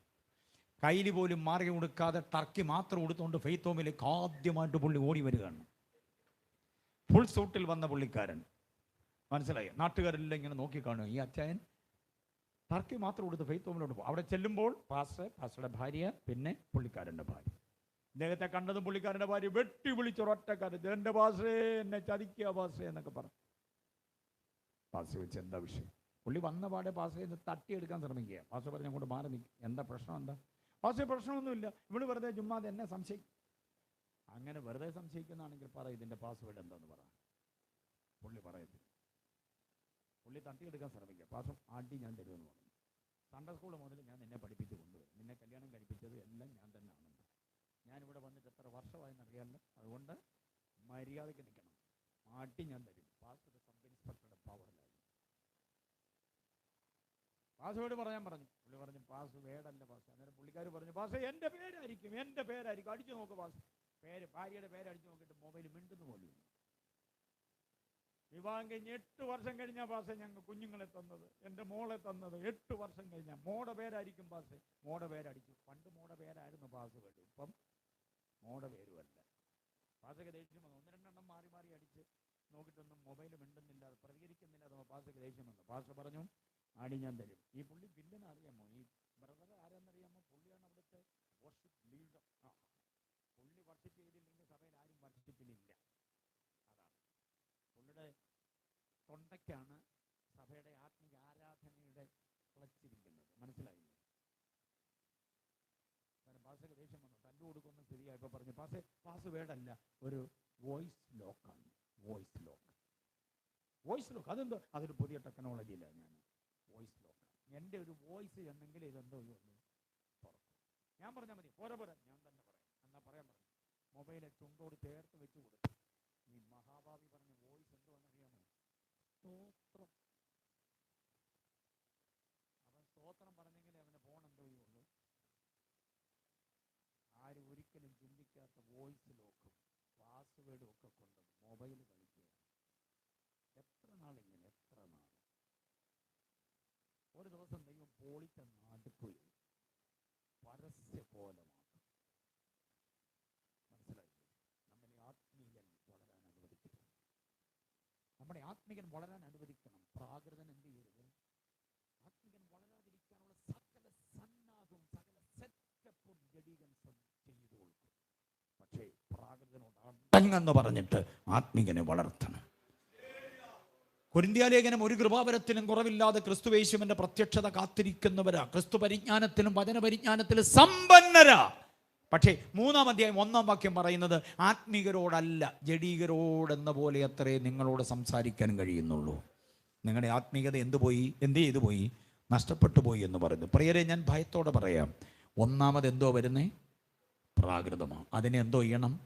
അടക്കാൻ കഴിയും. ഇന്ന് കാണുന്ന കോലാഹലങ്ങൾ എവിടെയായാലും, വീട്ടിലായാലും സഭയിലായാലും സമൂഹത്തിലായാലും, കാട്ടിക്കൂട്ടുന്ന സകല കോലാഹലങ്ങളുടെയും പിന്നിൽ ആരാ പ്രവർത്തിക്കുന്നേ?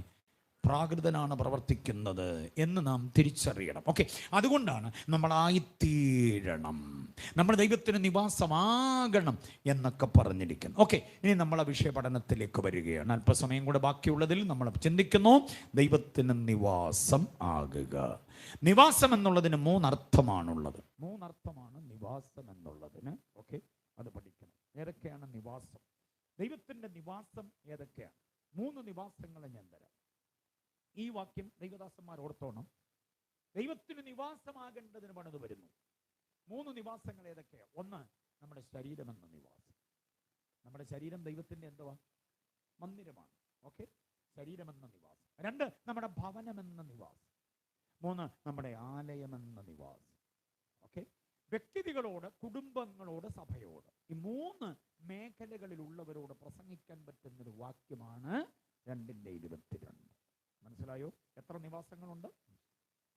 ദൈവം വസിപ്പാൻ ആഗ്രഹിക്കുന്ന 3 നിവാസങ്ങൾ. ഒന്നേതാ? നമ്മുടെ ശരീരം. 2 ഏതാ? നമ്മുടെ വീട്ടിൽ നമ്മൾ മാത്രമല്ല, സർവശക്തൻ എന്നോടുകൂടെ പാർക്കുന്നു, എൻ്റെ വീട്ടിൽ. 3 ദൈവം പാർക്കാൻ ആഗ്രഹിക്കുന്ന എവിടെയാ? എൻ്റെ ആലയം. ഉണ്ടോ? എൻ്റെ ആലയം, പ്രാർത്ഥനാലയം, സകല ജാതികൾക്കുമുള്ള ആലയം. ഏതെങ്കിലും ഒരു പ്രത്യേക ജാതിക്കോ മതത്തിനോ കുലത്തിനോ കുടുംബത്തിനോ വർഗത്തിനോ വർണ്ണത്തിനോ ഉള്ളതല്ല, സകല ജാതികൾക്കുമുള്ള ആലയം. ഇതിൽ ദൈവം പാർക്കാൻ ആഗ്രഹിക്കും. ഈ വാക്യത്തോട് ചേർത്ത് വെച്ച് വേറൊരു വാക്യം കൂടെ ഞാൻ പറയാം. 91 സങ്കീർത്തനം അതിൻ്റെ 10 വാക്യം. ഒരു ബാധയും നിന്റെ കൂടാരത്തിന് പരിചിതമായ വാക്യമാണ്. ആ കൂടാരം എന്ന് പറയുന്നത് 1 ശരീരമെന്ന കൂടാരം. ഉണ്ടോ? നമ്മുടെ ശരീരമെന്ന കൂടാരം. 2 നമ്മുടെ ഭവനമെന്ന കൂടാരം. 3 ആലയമെന്ന കൂടാരം. ഇതിനോട് 3നോടും എന്തോ അടുക്കാൻ പാടില്ല, ഒരു ബാധയും അടുക്കാതെ കർത്താവ് കാത്തുകൊള്ളും. മനസ്സിലായില്ലേ? അപ്പോൾ നിവാസം എന്ന് പറയുന്ന എഫേസ്യർ 2:22 വാക്യം, 91 സങ്കീർത്തനം അതിൻ്റെ ഈ പറഞ്ഞ 10 വാക്യം, ഇവിടെയൊക്കെ പ്രസ്താവിക്കപ്പെടുന്നത് എന്തുവാണ്? 3 അർത്ഥങ്ങളാണ്. വ്യാഖ്യാതാവിന് നിന്ന് മേയാൻ കൊള്ളാവുന്ന 3 സവിശേഷ ചിന്തകളെയാണ് ഇനി അങ്ങോട്ട് വെക്കാൻ പോവുക. ഉപവസിക്കുന്ന, ഭാഗികമായും പൂർണ്ണമായും ഉപവസിക്കുന്ന എല്ലാവരും ശ്രദ്ധിച്ചോണം. 1 നമ്മുടെ ശരീരം ദൈവത്തിന് നിവാസമാകണം. ഓക്കെ. 2 നമ്മുടെ ഭവനം ദൈവത്തിന് നിവാസമാകണം. 3 നമ്മുടെ ആലയം. അപ്പം 3 മേഖലകളെ സ്പർശിച്ചുകൊണ്ടാണ് ഇനിയുള്ള വ്യാഖ്യാനം പോകുന്നത്. എല്ലാവരും കാര്യമായി ശ്രദ്ധിക്കണം. 3നും 3 വാക്യങ്ങളെ ഞാൻ തരാം. 3 വാക്യങ്ങളുമായി ബന്ധപ്പെട്ട വിചാരധാരകളെ ഒരുമിച്ച് ദൈവാത്മാവ് തരുമ്പോൾ അതിനെ നിരുപാധികം ഏറ്റെടുക്കണം. 1-ാമത്തെ സംഗതി നമ്മുടെ ശരീരം. അതിനാധാരമായ ഒരു വാക്യം വായിക്കാം. 1 തെസ്സലോനിക്ക ലേഖനം 5-ാം അധ്യായം അതിൻ്റെ 23-ാമത് വാക്യം. 1 തെസ്സലോനിക്കർ 5:23. നമ്മുടെ ശരീരം എന്ന കൂടാരത്തിൻ്റെ അവസ്ഥാവിശേഷം എങ്ങനെ ആയിരിക്കണമെന്ന് നമ്മെ പ്രബോധിപ്പിക്കുന്ന മഹനീയമായൊരു വാക്യമാണ് 5:23.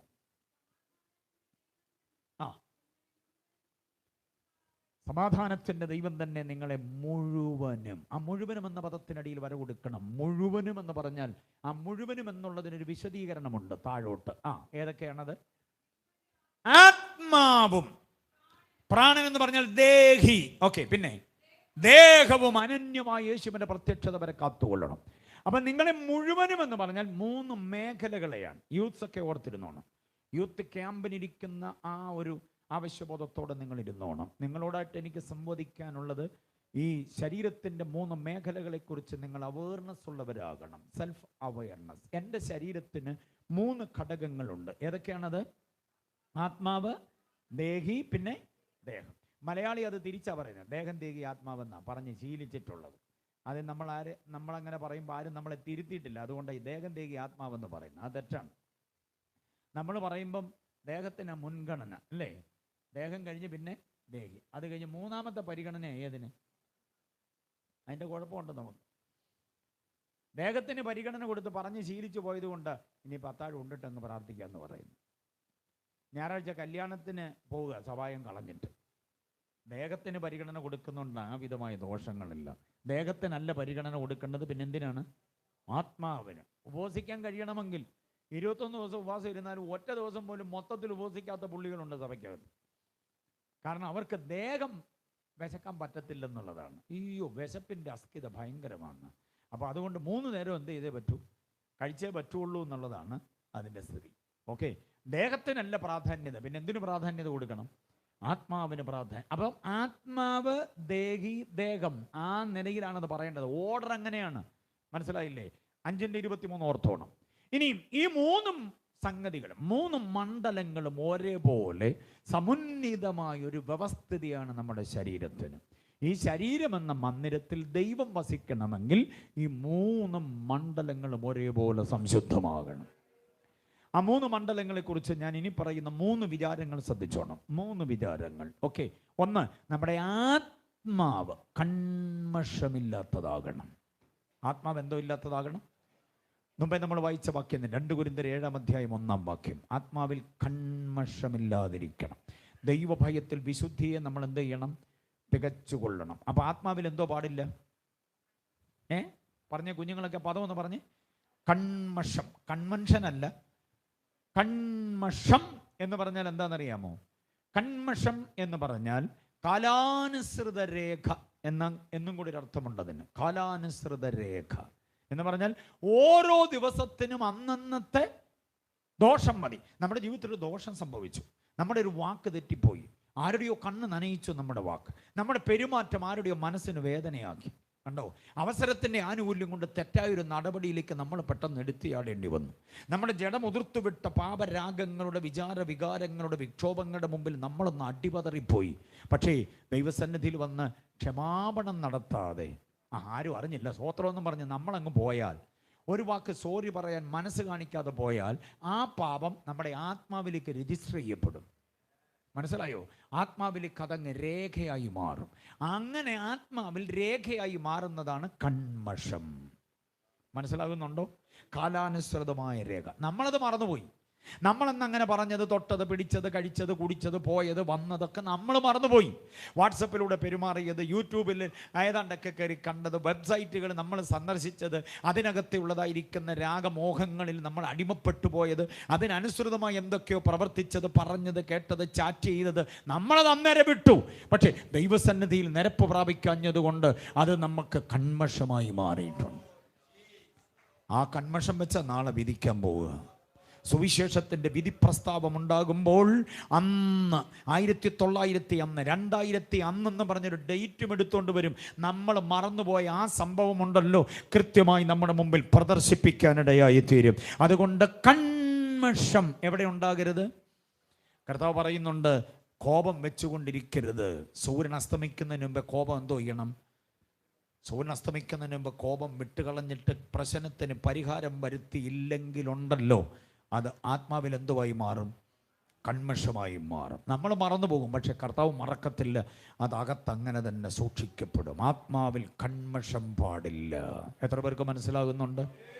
ഉള്ളിലുള്ള വിദ്വേഷങ്ങൾ, വെറുപ്പുകൾ, വിരോധങ്ങൾ, ദീർഘകാലങ്ങൾ മിണ്ടാതെ, ഉരിയാടാതെ, തമ്മിലൊരു ബന്ധവുമില്ലാതെ, മുഖത്ത് നോക്കി ഒന്ന് ചിരിക്കുകയോ കൈകൊടുത്ത് ഒന്ന് ചേർത്ത് നിർത്തുകയോ ചെയ്യാതെ അകന്നകന്നു പോകുന്ന അനുഭവങ്ങളുണ്ട്. നിസ്സാര കാര്യങ്ങളിൽ അകന്നതാ, പക്ഷേ തമ്മിൽ ചേരുന്നില്ല. അങ്ങനെയുള്ളതെല്ലാം എവിടെ എന്തുവായി മാറും? കൺമഷമായി മാറും. അപ്പോൾ ആത്മാവിൽ എന്തോ പാടില്ല? കൺമഷമാണ്. ഈ വിരോധമുണ്ടാകാം, വിദ്വേഷമുണ്ടാകാം, എതിർ അഭിപ്രായങ്ങളുണ്ടാകും, അത് സ്വാഭാവികമാണ്. പക്ഷെ അത് കഴിഞ്ഞ ഉടനെ എന്തോ ഇതോണം, തമ്മിൽ കൂടിക്കണം. സോറി, അന്നേരം ഞാൻ പറഞ്ഞത് ഇഷ്ടപ്പെട്ടില്ലല്ലേ, സോറി കേട്ടോ, ഞാനത് എൻ്റെ ഒരു അഭിപ്രായമായിട്ട് അങ്ങ് പറഞ്ഞെന്നുള്ളതേ ഉള്ളൂ, താങ്കൾ പറഞ്ഞതാണ് കറക്റ്റ് എന്ന് പറഞ്ഞ് അതിനോട് അങ്ങ് ഏകീഭവിച്ചോണം. അല്ലാതെ ആ വിരോധം വിദ്വേഷമൊന്നും വെച്ചോണ്ടിരിക്കരുത്. അതാണ് ഇതിൻ്റെ വസ്തുത. അങ്ങനെ വരുമ്പോൾ അത് വല്ലാത്ത കലഹങ്ങളിലേക്ക് വരും, വല്ലാത്ത പ്രതിസന്ധിയിലേക്ക് വരും. അപ്പം നമ്മുടെ ആത്മാവ് എങ്ങനെയുള്ളതാകണം? കൺമഷമില്ലാത്തതാകണം. ചില പുള്ളികൾ പറയുന്നത് കണ്ടോ, ഈ ക്ഷമിച്ചു എന്നൊക്കെ പറഞ്ഞാലും അതിങ്ങനെ വിട്ടുകളയത്തില്ല, മനസ്സിൽ അതെന്തോ ചെയ്യും? ഓർത്തിരിക്കും. എനിക്കറിയാം, അല്ലെങ്കിലും നിങ്ങളെ നിങ്ങൾ ഉണ്ടോ, അന്ന് പുരാതന കാലത്ത് ഒരു സംഭവം എടുത്തുകൊണ്ട് വരിക, നമ്മളോർത്ത് അത് അന്നേ കളഞ്ഞായിരുന്നു. കളഞ്ഞിട്ടില്ല, അത് ഒരു കോണിൽ എന്ത് ചെയ്തിട്ടുണ്ട്? രജിസ്റ്റർ ചെയ്തിട്ടുണ്ട്. അങ്ങനെയൊന്നും വെച്ചോണ്ടിരിക്കരുത്, വിട്ടുകളയണം, മൊത്തത്തിൽ വിട്ടുകളയണം. അതാണ് അതിൻ്റെ വസ്തുത. അപ്പോൾ ആത്മാവിൽ എന്തോ പാടില്ല? കൺമഷം പാടില്ല. ഓക്കെ. 2, ദേഹിയാണ്. ദേഹിയിൽ അശുദ്ധ വിചാരങ്ങൾ പാടില്ല. ദേഹിയിൽ എന്തോ പാടില്ല? തിന്മയുടെ വിചാരങ്ങൾക്ക് നമ്മുടെ ദേഹിയെ വിട്ടുകൊടുക്കും. ദേഹി എന്ന് പറഞ്ഞാൽ അറിയാമോ? മനസ്സ്. വിചാരങ്ങളുടെ ഇരിപ്പിടമാണ് ദേഹി എന്ന് പറയുന്നത്. തോന്നലുകളുടെ ഇരിപ്പിടമാണ് ദേഹി. അത് നമ്മുടെ മനസ്സിൽ ഒരുമിച്ച്, മനസ്സെന്ന് പറയുന്നത് വിചാരങ്ങളുടെ ഇരിപ്പിടമായ ദേഹി നമ്മുടെ ശരീരത്തിൽ ഒന്നിച്ച് വിലയം പ്രാപിച്ച് കിടക്കുക. അല്ലാതെ ഹാർട്ട് നെഞ്ചുകൂടിനകത്ത് വെച്ചിരിക്കുന്ന പോലെ, ശ്വാസകോശം ഇതിനകത്ത് വെച്ചിരിക്കുന്നത് പോലെ, ആമാശയമുള്ളതുപോലെ എവിടെയെങ്കിലും ഒരിടത്തൊരു അവയവമായിട്ടിരിക്കുന്നതല്ല. ഉച്ച മുതൽ ഉള്ളങ്കാല് വരെ വ്യാപിച്ച് കിടക്കുന്ന ഒരു സംഗതിയാണ് ദേഹി എന്ന് പറയുന്നത്. അതിനകത്ത് എന്തോ പാടില്ല? അശുദ്ധ വിചാരങ്ങൾ. അതിനൊരു വാക്യം തരാം. അതിന് മറ്റേ 2 കൊരിന്ത്യർ 7:1 എഴുതിയല്ലോ, ആത്മാവിൽ എന്തോ പാടില്ലെന്ന്? കൺമഷം പാടില്ല. അശുദ്ധ വിചാരങ്ങൾ ദേഹിയിൽ പാടില്ല. ആവശ്യമില്ലാത്ത വിചാരധാരകളുമായിട്ടിരിക്കരുത്. മനസ്സിലായില്ലേ? എന്തെങ്കിലും കണ്ടു, കേട്ടു, അറിഞ്ഞു, വാട്സപ്പിനകത്ത് നോക്കിയപ്പോൾ ഗുഡ് നൈറ്റ്, കഴിച്ചോ, കുടിച്ചോ, ഉടുത്തോ, എപ്പോൾ കാണാം, ഏതിലെ കാണാം, എങ്ങനെ വരും എന്നൊക്കെയുള്ള വിചാരങ്ങളിൽ മനസ്സങ്ങ് വാളിപ്പോകും. എന്നിട്ട് ദൈവീകാര്യങ്ങൾ ചിന്തിക്കാതെ, വചനപരമായി ചിന്തിക്കാൻ കഴിയാതെ വേറെ എന്തെങ്കിലുമൊക്കെ ചിന്തിച്ച് വശമായി പോകുന്ന അനുഭവം ഉണ്ട്. അത് അങ്ങനെ വരുമ്പോൾ നമ്മുടെ ദേഹി എന്തോ ചെയ്തു പോകും? മലീമസമായി പോകും, അശുദ്ധമായി പോകും. അത് വരാതിരിക്കേണ്ടതൊരു വാക്യം, ഗംഭീരമായൊരു വാക്യമുണ്ട്. 2 കൊരിന്ത്യർ 10-ാം അധ്യായം 5-ാമത് വാക്യം. 2 കൊരിന്ത്യർ 10:5 നോക്കിക്കേ.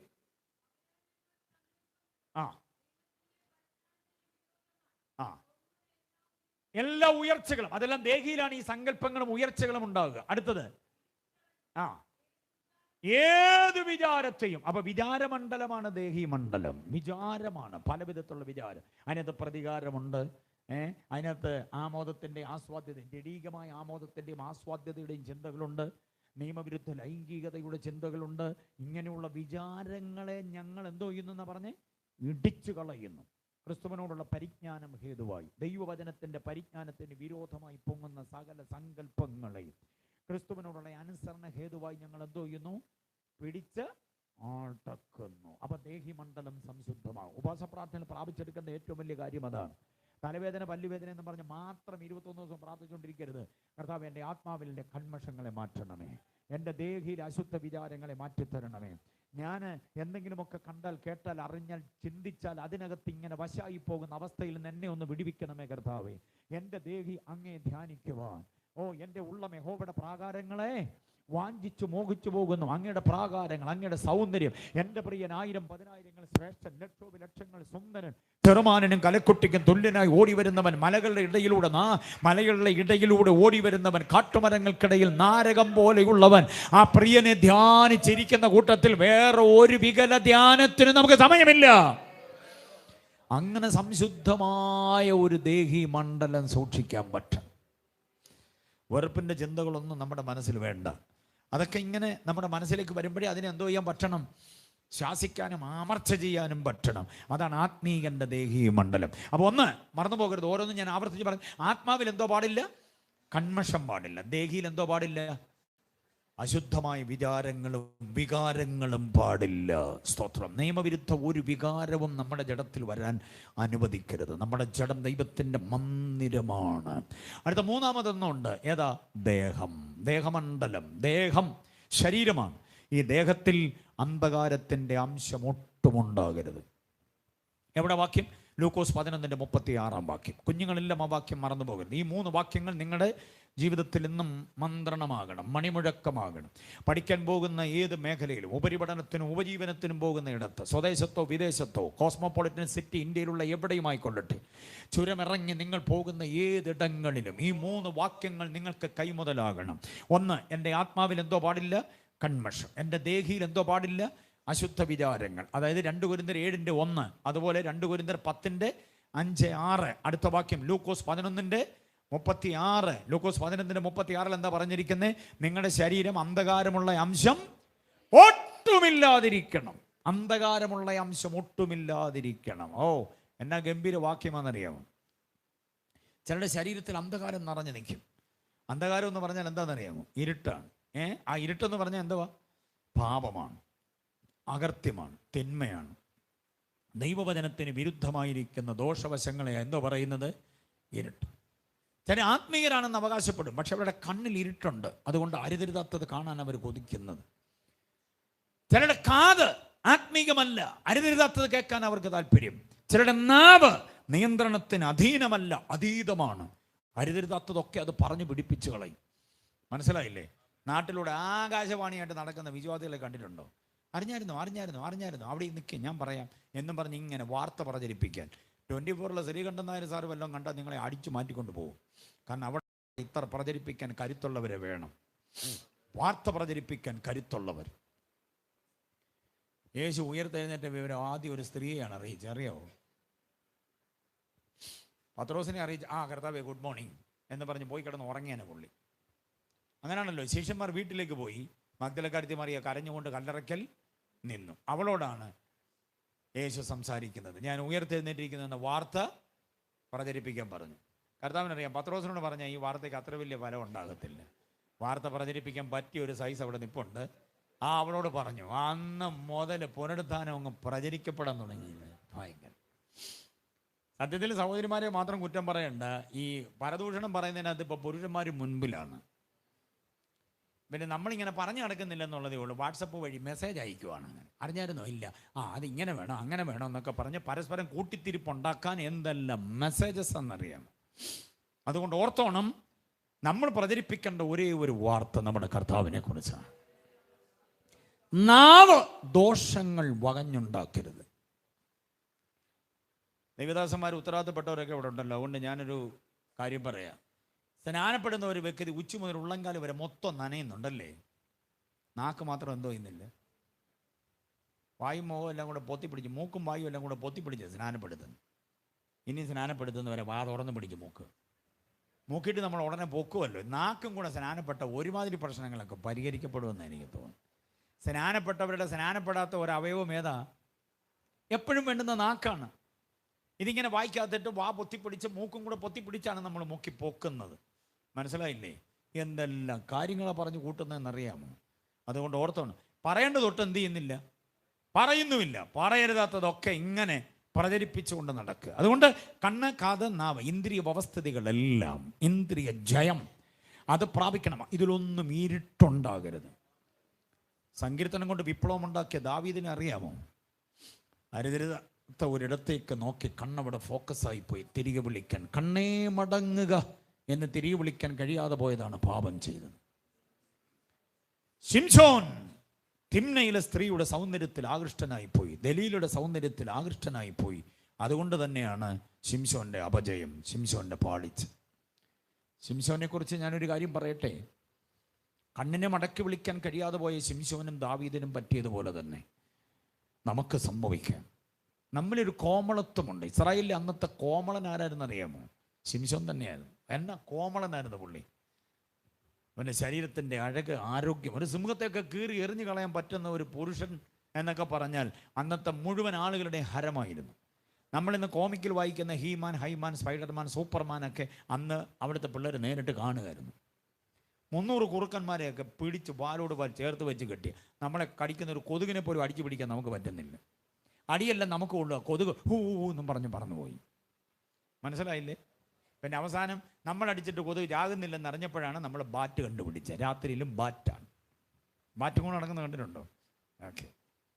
അങ്ങനെയുള്ള നമ്മുടെ മുമ്പിലാണ് 300 കുറുക്കന്മാരെ എന്തോ ഇതെന്നാ. അത് മാത്രമാണ്, ഒരു നഗര കവാടം മുഴുവനും ഇളക്കി അടുത്ത മലയെ കൊണ്ട് നാട്ടി. എന്ന സൂപ്പർമാനാണ് അദ്ദേഹം. അതുകൊണ്ട് ഞാൻ പറഞ്ഞു, കോമളൻ, കണ്ട സൗന്ദര്യമാണ്, ഭയങ്കരമാണ്. മുടിയുടെയൊക്കെ നീളം എന്നൊക്കെ പറഞ്ഞാൽ ഭയങ്കര. നാസീർ വ്രതസ്ഥനല്ലേ, അവൻ്റെ മുടിമേൽ കത്രിക വെച്ചിട്ടില്ല, അതിങ്ങനെ ഇടതോർന്ന് പനങ്കോല പോലെ വളർന്ന് കിടക്കുക. ശിംശോനോട് ഏത് എണ്ണയാണ് ചോദിക്കുന്നതെന്ന് സഹോദരിമാർ മുഴുവനും പുറകെ നടന്നു. ഒരെണ്ണയുടെയും ഗുണമല്ല, അവന് ദൈവം കൊടുത്ത വിശേഷമായൊരു കഴിവാണ്. അതുകൊണ്ടാണ് ഞാൻ പറഞ്ഞ പുള്ളി ആരാന്നാ പറഞ്ഞേ? കോമളൻ.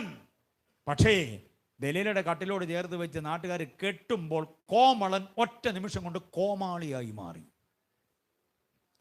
മലയാള ഭാഷയിൽ കോമളൻ എന്ന പദവും കോമാളി എന്ന പദവും വലിയ ദൂരമല്ല. എത്ര പേർക്ക് മനസ്സിലായി? കോമളനായി ആത്മീക മണ്ഡലത്തിൽ നിൽക്കുന്ന ഒരു വ്യക്തി പെട്ടെന്ന് എന്തോ ആകാം, കോമാളിയായി മാറും. കൈ ചങ്ങലയിട്ട്, കാല് ചങ്ങലയിട്ട്, കണ്ണ് രണ്ട് കുത്തി പൊട്ടിച്ച്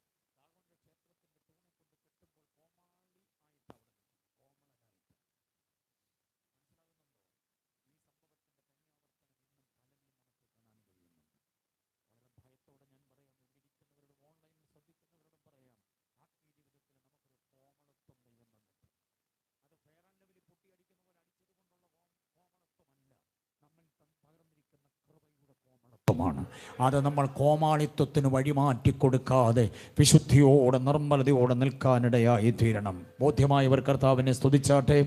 അതിന് ചെയ്യേണ്ട ഏറ്റവും വലിയ സംഗതി എന്താണെന്നറിയാമോ? നമ്മുടെ ശരീരത്തിൽ ഇരുട്ടിൻ്റെ ഒട്ടുമില്ലാതിരിക്കണം. എങ്കിലേ നമ്മുടെ ശരീരമെന്ന ആലയം ദൈവത്തിന് വാസയോഗ്യമാകുകയുള്ളൂ. കരങ്ങൾ ഉയർത്തി കർത്താവിനെ മഹത്വപ്പെടുത്തിക്ക്. ഒന്നാമത്തെ കൂടാരമേതാ? ഒന്നാമത്തെ നിവാസമേതാ? ഒന്നാമത്തെ ആലയമേതാ? ശരീരമെന്ന ആലയമാണ്. അതിനെ പവിത്രമായി, ഈ 3 മണ്ഡലങ്ങളും പവിത്രമായി ഏത് പ്രായക്കാരും സൂക്ഷിച്ചേ പറ്റുള്ളൂ.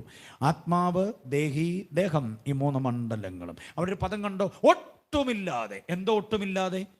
ഇരുട്ട് ഒട്ടുമില്ലാതെ, അന്ധകാരം ഒട്ടുമില്ലാതെ. ആ ഒട്ടുമെന്ന പദം എനിക്കിഷ്ടമാണ്. എന്താണെന്നറിയാമോ? 1 യോഹന്നാൻ 1:5 പറയുന്നു, ദൈവം വെളിച്ചമാണ്, അവനിൽ ഇരുട്ട് ഒട്ടുമില്ല. 1:5 1 യോഹന്നാൻ 1:5 അങ്ങനല്ലേ പറയുന്നത്? നോക്കിക്കേ. ആ ഒട്ടുമില്ല. ആ ഒട്ടുമെന്ന പദം ഇവിടെ എടുത്തു വെച്ചിരിക്കുന്ന കണ്ടോ? ഡോക്ടർ ലൂക്ക് എഴുതുമ്പോൾ നിങ്ങളുടെ ശരീരം അന്ധകാരമുള്ള അംശം ഒട്ടുമില്ലാതിരിക്കും. കാരണം നമ്മുടെ ദൈവത്തിൽ അന്ധകാരം ഒട്ടും ഇല്ല. സ്തോത്രം. അന്ധകാരം ഒട്ടുമില്ലാത്ത ഒരേ ഒരു വെളിച്ചം ദൈവം മാത്രമാണ്. നമ്മൾ ഉണ്ടാക്കുന്ന സകല വെളിച്ചങ്ങളുടെയും കീഴേ വശത്ത് എവിടെങ്കിലുമൊക്കെ നിഴലിൻ്റെ ഇരുട്ടുണ്ട്. മനസ്സിലായില്ലേ?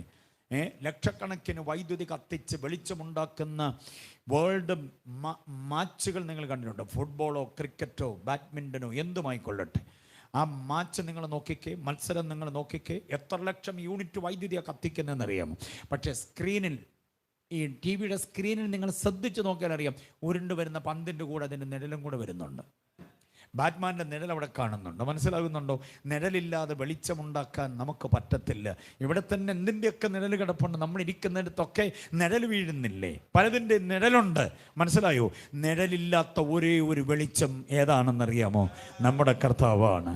അതുകൊണ്ട് പറഞ്ഞ ഇരുട്ടവനിൽ ഒട്ടുമില്ല. സ്വത്രം. കുഞ്ഞുങ്ങളൊക്കെ ചിന്തിക്കാൻ വേണ്ടി ഞാൻ അങ്ങനെ പറഞ്ഞേ. വഴിയിൽ വഴിവിളക്കില്ലേ?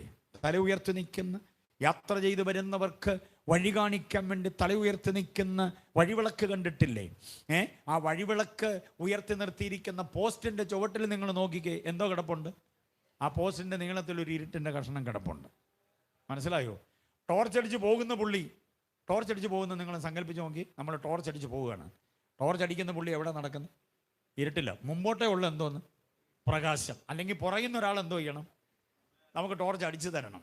നമ്മളുണ്ടാക്കുന്ന വെളിച്ചത്തിലെല്ലാം എന്തോ ഉണ്ട്? വിളക്ക് കത്തിച്ച് വെച്ച് നോക്കിയാൽ വിളക്കിൻ്റെ തൊട്ട് താഴെ എന്തോ ഉണ്ട്? മെഴുകുതിരി കത്തിച്ച് നോക്കിയാൽ അതിൻ്റെ തൊട്ട് താഴെ എന്തോ ഉണ്ട്? ഇരുട്ടിൻ്റെ ഒരു നിഴലാട്ടം നമുക്ക് കാണാനും കഴിയും. പക്ഷേ ഇരുട്ടൊട്ടുമില്ലാത്ത ഒരേ ഒരു വെളിച്ചം നമ്മുടെ കർത്താവ് മാത്രമാണ്.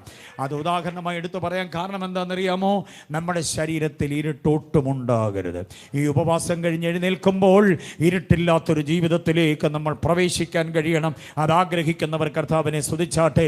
വെളിച്ചമായ കർത്താവിനെ നമ്മളെ അകത്ത് അധിവസിപ്പിക്കുവാൻ യാതൊരു തിന്മയുടെയും ഇരുട്ടില്ലാതെ വെളിച്ചത്തിൻ്റെ സംസ്കാരമുള്ളവരായി മാറാൻ നമുക്ക് കഴിയണം. വിശേഷിച്ച് നമ്മുടെ തലമുറകൾക്ക്, നിങ്ങൾ മാതാപിതാക്കളോട് കൂടെയായാലും അങ്ങ് ദൂരത്തായാലും ശരീരത്തിൽ വെളിച്ചം ഉണ്ടാകണം.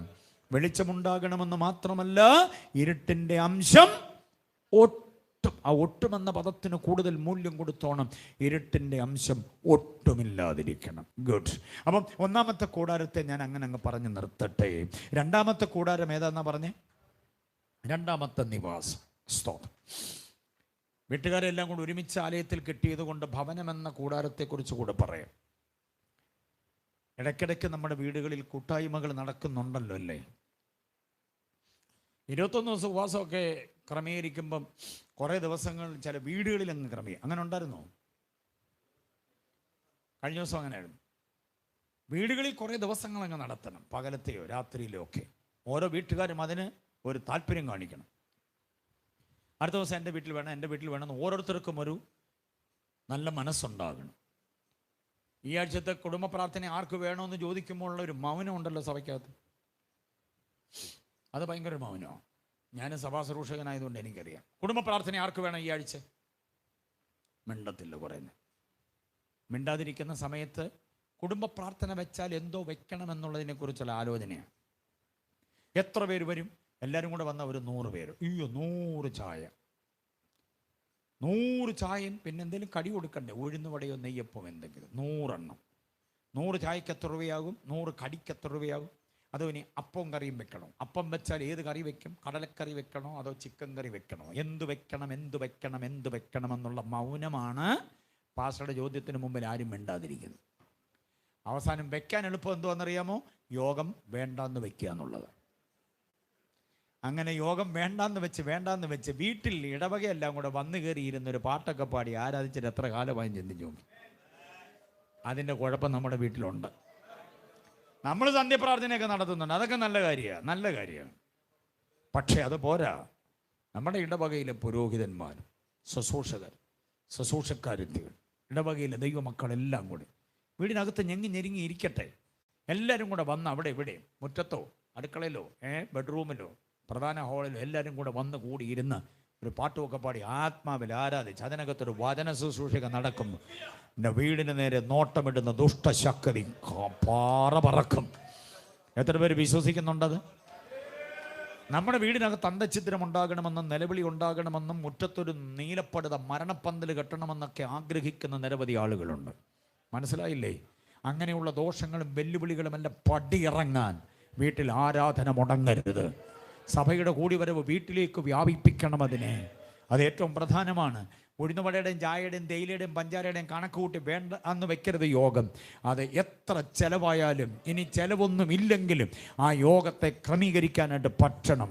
വീട്ടിൽ കൂട്ടായ്മകൾ നടക്കണം. അത് ഏറ്റവും പ്രധാനമായൊരു കാര്യമാണ്. എത്ര പേർക്ക് ബോധ്യമാകുന്നുണ്ട്? ഓക്കെ. അപ്പം നമ്മുടെ വീട് എങ്ങനെയുള്ളതാകണം എന്നുള്ളതിനെ കുറിച്ചൊരു വാക്യം തരാം.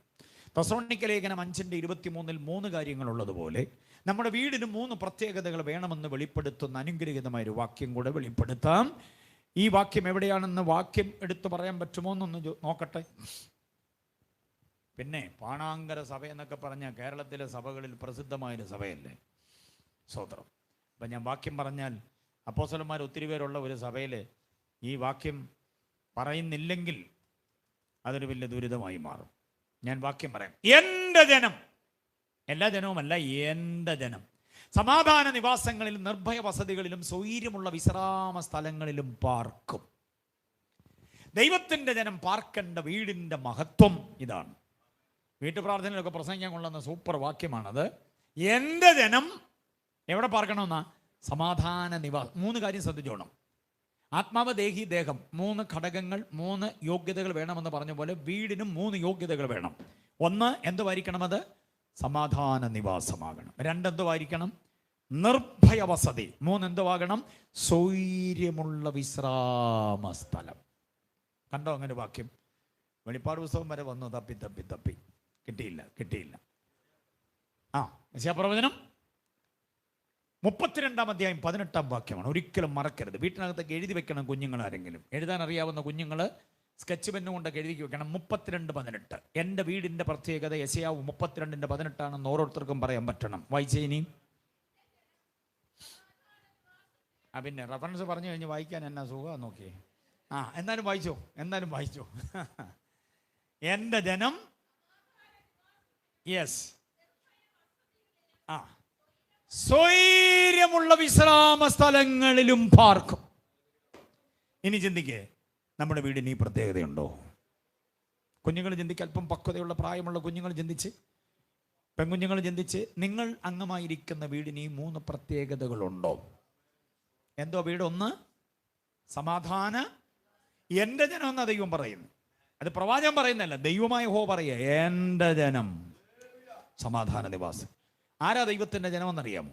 എൻ്റെ വാക്ക് കേട്ടനുസരിപ്പീൻ, എന്നാൽ ഞാൻ നിങ്ങൾക്ക് ദൈവവും നിങ്ങൾ എനിക്ക് ജനവുമായിരിക്കും. 7-ാം അധ്യായം 23 യിരെമ്യാ പ്രവചനം 7:23 അങ്ങനെ വാക്യമുണ്ട്. ദൈവത്തിൻ്റെ ജനം ആരാന്നറിയണമെങ്കിൽ ദൈവത്തിൻ്റെ വാക്ക് കേട്ട് അനുസരിക്കുന്നവരാ ദൈവത്തിൻ്റെ ജനം. 7:23 യെരമ്യാവ് 7:23 വാക്യം. കണ്ട വാക്യം? എന്നാൽ ഞാൻ നിങ്ങൾക്ക് ദൈവമായിരിക്കും, നിങ്ങൾ എനിക്ക്. അപ്പൊ ദൈവത്തിന്റെ ജനമാകണമെങ്കിൽ എന്തോ വേണം? ദൈവത്തിന്റെ വാക്കെന്ന് പറഞ്ഞാൽ ദ വേർഡ് ഓഫ് ഗോഡ്, ദൈവത്തിന്റെ വചനം കേട്ടനുസരിക്കണം. എന്നാൽ നമ്മൾ ദൈവത്തിന്റെ ആരാകും? ജനമാകും. ദൈവം നമ്മുടെ പിതാവാകും. പഴയ നിയമത്തിലായതുകൊണ്ട് ജനമെന്ന് പറഞ്ഞു. പുതിയ നിയമത്തിൽ എൻ്റെ മക്കൾ എന്നുള്ള പ്രയോഗമാണ്. ഞാൻ നിങ്ങൾക്ക് പിതാവും നിങ്ങൾ എനിക്ക് പുത്രന്മാരും പുത്രിമാരുമായിരിക്കും എന്നുള്ളത്. ദൈവം നമ്മുടെ പിതാവെന്ന ബന്ധമാണ് പുതിയ നിയമത്തിൽ ക്രിസ്തുവിലൂടെ നമുക്ക് ലഭിക്കപ്പെട്ടത്. ക്രിസ്തുവിനെ വിശ്വസിക്കുന്നവൻ, കൈക്കൊള്ളുന്നവൻ ആരാകുന്ന? ദൈവമക്കളാകും. നമ്മൾ ദൈവമക്കളാകുമ്പോൾ ദൈവം നമ്മുടെ ആരാ? പിതാവാകുകയാണ്. ദൈവം നമ്മുടെ ദൈവം എന്നതിനേക്കാൾ അധികം അഭേദ്യമായ ആത്മബന്ധം നമുക്കുണ്ട്. ദൈവം നമ്മുടെ ആരാ? പിതാവ് എന്നുള്ള ബന്ധം. മനസ്സിലാകുന്നുണ്ടോ? അത് പ്രത്യേകമായിട്ട് ശ്രദ്ധിച്ചേ പറ്റുള്ളൂ. ഓക്കെ. അപ്പോൾ ഈ ജനം പാർക്കണ്ട എന്ന് പറഞ്ഞാൽ ദൈവമക്കൾ പാർക്കേണ്ട വീട്, ചെറിയ വീടാകട്ടെ വലിയ വീടാകട്ടെ, ചാണകം മെഴുകിയ തറയാകട്ടെ ടൈലിട്ട തറയാകട്ടെ, വാടക വീടോ സ്വന്തം വീടോ എന്തുമാകട്ടെ, 1 നിലയോ 2 നിലയോ അതൊന്നും വിഷയമല്ല. വർണ്ണാഭമായൊരു വീടാകട്ടെ, അല്ലെങ്കിലും കുഴപ്പമില്ല. നമ്മൾ പാർക്കുന്നൊരു വീടുണ്ടല്ലോ, നമ്മുടെ സാമ്പത്തിക ശേഷിക്ക് അനുസരിച്ചൊരു വീടുണ്ടല്ലോ. ആ വീടിന് 3 പ്രത്യേകത. 1, അതെന്തുവാകണം? സമാധാന നിവാസം. സമാധാന നിവാസമാണോ വീടെന്നൊന്ന് ചിന്തിച്ചു നോക്കി. സമാധാനം വീട്ടിലുണ്ടാകണമെങ്കിൽ ജനൽ തുറന്നിട്ടാൽ കതക് തുറന്നിട്ടാൽ പറ്റത്തില്ല. ജനലും കതക് തുറന്നിട്ടാൽ കൊതുക് വന്ന് കയറുമായിരിക്കും. അപ്പുറത്തെ പറമ്പിൽ മുറ്റത്ത് പോത്ത് നിൽക്കുന്ന പൂവിൻ്റെ മണം വന്ന് കയറും. അപ്പുറത്തെ അടുക്കളയിൽ പൊരിയുന്ന ചിക്കൻ്റെയോ മീനിൻ്റെയോ മണം വന്ന് കയറുമായിരിക്കും. പക്ഷെ എന്നാലും എന്തോ വരത്തില്ല, സമാധാനം കതക് തുറന്നിട്ടാൽ കയറുന്നതല്ല. അതുകൊണ്ടാണ് യേശു പറഞ്ഞ സമാധാനം ഉണ്ടാക്കുന്നവർ. അപ്പോൾ വീടിനകത്ത് ഉണ്ടാക്കപ്പെടേണ്ടതാണ് എന്തോന്ന്? അത് ഗ്രഹനാഥനും ഗ്രഹനായി കുഞ്ഞുങ്ങളെല്ലാവരും കൂടി ചേർന്ന് രൂപപ്പെടുത്തേണ്ടതാണ് സമാധാനം. ചില വീടിൻ്റെ അവസ്ഥ എന്താണെന്നറിയോ? നല്ല പൗർണമാസി ആയിരിക്കും. പൗർണമാസി എന്ന് പറഞ്ഞാൽ എന്തോ? വെളുത്തവ ഫുൾ മൂൺ. അതാണ് നല്ല നിലാവ്, നല്ല പൗർണമാസിയാണ് വീട്ടിനകത്ത് ആരെങ്കിലും ഒരാൾ ഒറ്റ വാക്കുകൊണ്ട് അതിനെ അമാവാസിയാക്കി കളയും. മനസ്സിലായി? അത് ചിലപ്പോൾ അച്ഛനായിരിക്കും, ചിലപ്പോൾ അമ്മമ്മയായിരിക്കും, ചിലപ്പോൾ കുഞ്ഞുങ്ങളായിരിക്കും. ആരെങ്കിലും ഒറ്റ വാക്ക് പറഞ്ഞാൽ മതി, അതോടെ ആ വീടിൻ്റെ അവസ്ഥ എന്തുമായി മാറി. പിന്നെ ആരും മിണ്ടുന്നില്ല, അങ്ങോട്ടും ഇങ്ങോട്ടും ആകപ്പാട്. വ്യഞ്ജനാക്ഷരം കൊണ്ടൊന്നും മിണ്ടുന്നില്ല, പിന്നെ സ്വരാക്ഷരം കൊണ്ടേ മിണ്ടുന്നുള്ളൂ. അങ്ങനെ ഗതികളിലേക്ക് വ്യഞ്ജനാക്ഷരം കൊണ്ട് സംസാരിക്കാൻ പറ്റണമെങ്കിൽ ഹൃദയംഗമായ ബന്ധം ഉണ്ടാകണം. അറിഞ്ഞായിരുന്നോ? ഉപവാസപ്രാർത്ഥനയ്ക്ക് വരുന്നോ? ഓ, ഇങ്ങനെ ആയും ഓ അല്ലാതെ വല്ലോ ആയോ, വല്ലോ കഴിക്കാൻ ആയോ എന്നൊരൊറ്റ ചോദ്യം ചോദിച്ചാൽ ഇരുത്തി ഒരൊറ്റ മൂളല എന്ന് പറഞ്ഞാൽ എൻ്റെ അർത്ഥം നിങ്ങൾക്ക് ആയോ എന്ന് ചോദിച്ചാൽ മതി, ഞാൻ ഒരുത്തി അവിടെ കിടന്ന് കഷ്ടപ്പെടുന്നതെന്നൊക്കെയുള്ള ഒരു വലിയ ഉപന്യാസമാണ് ആ മൂളനകത്തുള്ളത്. സ്വരാക്ഷരം മാത്രമേ ഉള്ളൂ. എൻ്റെ കാരണം ഹൃദയംഗമായിട്ട് എന്തോ ഇല്ല, ബന്ധമില്ല. പക്ഷേ സമാധാനമുണ്ടാക്കണം. സമാധാനത്തിൻ്റെ പ്രഭുവായി നമ്മുടെ കർത്താവ് വീട്ടിൽ വാണാൽ മതി, സമാധാനമുണ്ടാകും. പരസ്പര സ്നേഹം, സൗഹൃദം, ക്ഷമാശീലം എല്ലാം നമുക്കുണ്ടെങ്കിൽ നമ്മുടെ വീട് എന്തുവായി മാറി? സമാധാനത്തിൻ്റെ വീടായി മാറി. അപ്പൻ സമാധാന പ്രഭുവാകണം, അമ്മ സമാധാനത്തിൻ്റെ പ്രഭയാകണം. അവർ രണ്ടുപേരും കൂടെ സമാധാനം പണിയുന്നത് കുഞ്ഞുങ്ങൾക്ക് ആസ്വദിക്കാൻ കഴിയണം. എല്ലാവരും ഒരുമിച്ച് സന്തോഷത്തോടെ. ഈ മൊബൈൽ ഫോണൊക്കെ നമ്മളെ ഒത്തിരി അകറ്റിക്കളഞ്ഞു. പണ്ടിതൊന്നും ഇല്ലാതിരുന്ന കാലത്ത് എല്ലാവരും കൂടെ വട്ടം കൂടി ഇരുന്ന് കാര്യം പറയുകയൊക്കെ ചെയ്യുമായിരുന്നു. ഇന്ന് വല്യമ്മച്ചിയുടെ കയ്യിൽ തന്നെ എന്തോന്ന് മൊബൈലുണ്ട്, മനസ്സിലായി? കുഞ്ഞുങ്ങളുടെ കയ്യിലുമുണ്ട്. അപ്പോൾ അവരവരുടെ ഡിസ്പ്ലേയിലേക്ക് തലയും കുനിച്ച് പിടിച്ചിരുന്ന് ഇങ്ങനെ തോണ്ടി ഇരിക്കുന്നല്ലാതെ ആരും ഒന്നും ഹൃദയം തുറന്ന് എന്ത് ചെയ്യുന്നില്ല. ദിവസത്തിൽ അല്പസമയമെങ്കിലും ഒരുമിച്ച് കൂടി മൊബൈൽ ഫോൺ മാറ്റി വെച്ചിട്ട് മുഖത്തോട് മുഖം നോക്കി സംസാരിക്കുന്നൊരു ശീലമുണ്ടാകണം. മനസ്സിലായോ? ഭർത്താവിനോട് കൂടെ അല്പസമയം ഇരുന്ന് ഒന്ന് സംസാരിക്കാൻ ഭാര്യ ആഗ്രഹിക്കുന്നുണ്ട്, പക്ഷേ സമയം കിട്ടുന്നില്ല. കുഞ്ഞുങ്ങളോട് കൂടെ അല്പസമയം സംസാരിക്കാൻ ആഗ്രഹിക്കുന്നുണ്ട്, പക്ഷേ കുഞ്ഞുങ്ങളെ കിട്ടുന്നില്ല. വ്യക്തിപരമായി അവരവരുടെ പഠിപ്പിൻ്റെ തിരക്കില്ല. അത് കഴിഞ്ഞ് അവരുടെ മൊബൈൽ ഫോണുമായിട്ട് അവർ മാറുക. എന്തെങ്കിലും ചോദിക്കുമ്പോൾ ഞരക്കവും മൂളലുമല്ലാതെ കൃത്യമായി മുഖത്ത് നോക്കി കാര്യം പറയുന്നില്ല. ബെഡ്റൂമിനകത്തുനിന്ന് മമ്മിയെ വിളിക്കുക, മമ്മി കാപ്പി ആയോ എന്ന് മെസ്സേജ് ഇട്ട് അറിയിക്കുക, അല്ലെങ്കിൽ ഫോണിൽ വിളിച്ച് അറിയിക്കുക. ഇങ്ങനെയൊക്കെയുള്ള ചില ഇടപാടുകളുണ്ട് പല വീടുകളിലും. നമ്മുടെ വീട് സമാധാനത്തിൻ്റെ വീടാകണം. എത്ര പേര് ആഗ്രഹിക്കുന്നുണ്ടത്? ക്ഷമ, സഹനം, ത്യാഗം ആദിയായ സദ്ഗുണങ്ങളോടുകൂടെ നിന്നെങ്കിൽ മാത്രമേ എന്തോ ആകുന്നുള്ളൂ. ഇത് സമാധാനത്തിൻ്റെ പ്രഭു. റോമാലേഖനം 5:1 മറന്നു പോകരുത്. വിശ്വാസത്താൽ നീതീകരിക്കപ്പെടുന്ന നമ്മുടെ കർത്താവായ യേശു ക്രിസ്തു മൂലം നമുക്ക് ദൈവത്തോട് എന്തോ ഉണ്ട്? ദൈവത്തോട് സമാധാനമുള്ളവർക്ക് എല്ലാവരോടും സമാധാനത്തിൽ ജീവിക്കാൻ പറ്റും. ദൈവവുമായി ഇടർച്ചയുള്ളവർ, ദൈവവുമായി അകൽച്ചയുള്ളവർക്ക് ആരുമായിട്ട് പൊരുത്തപ്പെട്ടു പോകാൻ പറ്റത്തില്ല. നമ്മുടെ വീടിൻ്റെ സമാധാനം ദൈവവുമായിട്ടുള്ള ആന്തരിക രമ്യതയിലാകണം. കർത്താവുമായിട്ടുള്ള ആന്തരിക രമ്യത, പരിശുദ്ധാത്മാവുമായിട്ടുള്ള നല്ല സൗഹൃദമാകുമ്പോൾ വീട് സമാധാനത്തിലേക്ക് വരും. എത്ര പേര് ഏറ്റുകൊള്ളുന്നുണ്ടത്? അപ്പോൾ വീടിൻ്റെ ഒന്നാമത്തെ പ്രത്യേകത എന്തോ ഉള്ളതാകണം.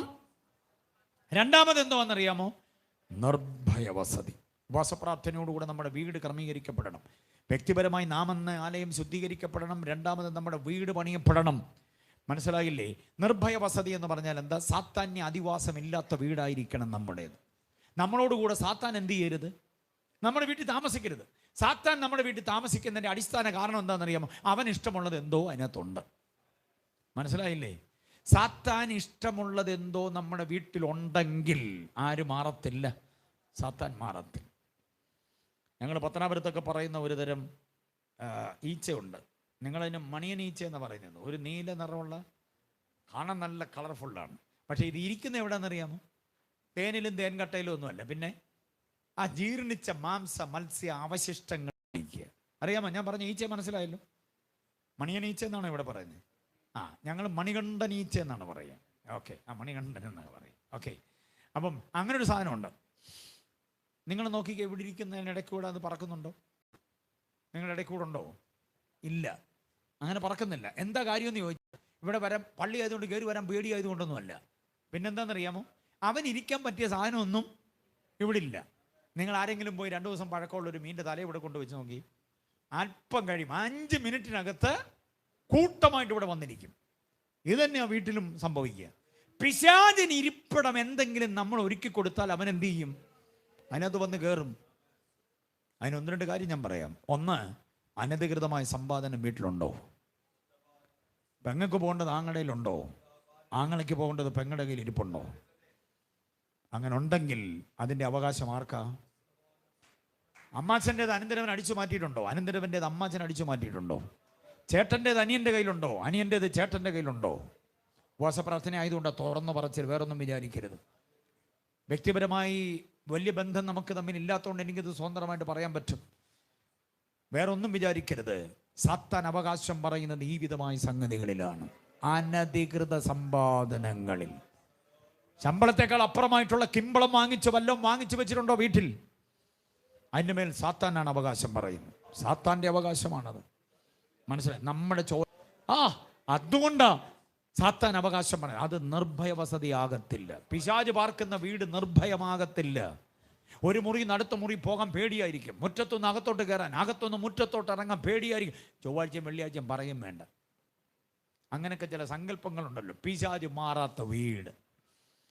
ഇനി പിശാച് ആധിപത്യം വഹിക്കാൻ വേറൊരു കാരണം കൂടെ പറയാം. അതെന്താണെന്നറിയാമോ? ആന, മയില്, കുയില്, ഒട്ടകം, വേറെ പല ജീവികളുടെ, പറവകളുടെയൊക്കെ രൂപം വീട്ടിലുണ്ടോ? ഷോക്കേസ് അലങ്കരിക്കാൻ വെച്ചിട്ടുണ്ടോ? കുഞ്ഞുങ്ങൾ ഊട്ടി പോയപ്പോൾ, കൊടൈക്കനാലിൽ പോയപ്പോൾ, നീലഗിരി പോയപ്പോൾ, എക്സ്കർഷന് പോയപ്പോൾ, കോളേജിൽ നിന്ന് ടൂർ പോയപ്പോൾ വാങ്ങിച്ചുകൊണ്ട് വന്നാ പാസ്റ്ററേ എന്ന് പറഞ്ഞ് വെച്ചേക്കാം. മയില്, കുയിലൊക്കെ, പത്തി വിടർത്തുന്ന പാമ്പ്, ഇരിക്കുന്ന കസേരയുടെ ഒരു കൈ അത് പുലിയുടെ മുഖം, കടുവായുടെ മുഖം, ആന തുമ്പിക്കൈയും കൊണ്ട് നിൽക്കുന്നു. ഇതൊക്കെ രൂപങ്ങളാ. മനസ്സിലായോ? ഈ രൂപം കാക്ഷിക്കുന്ന ഒരു ശക്തിയാ പിശാച്. അവന് സ്വന്തമായി രൂപമില്ലാത്തതുകൊണ്ട് രൂപകാംക്ഷിയാണ്. നമ്മൾ ഉണ്ടാക്കി വെച്ചിരിക്കുന്ന ഈ സാധനങ്ങളിലെല്ലാം അവൻ എന്തോ ചെയ്യും? കുടിയിരിക്കും. ആകെ തിരുന്നുകൊണ്ട് നമുക്ക് പണി തരും.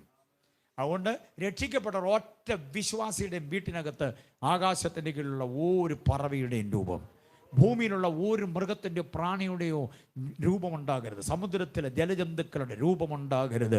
രൂപരഹിതമാണ്. സ്തോത്രം. പിശാച് അവൻ രൂപം ആഗ്രഹിക്കുന്നുണ്ട്. എത്ര പേര് മനസ്സിലാകുന്നുണ്ട് ഞാൻ പറയും?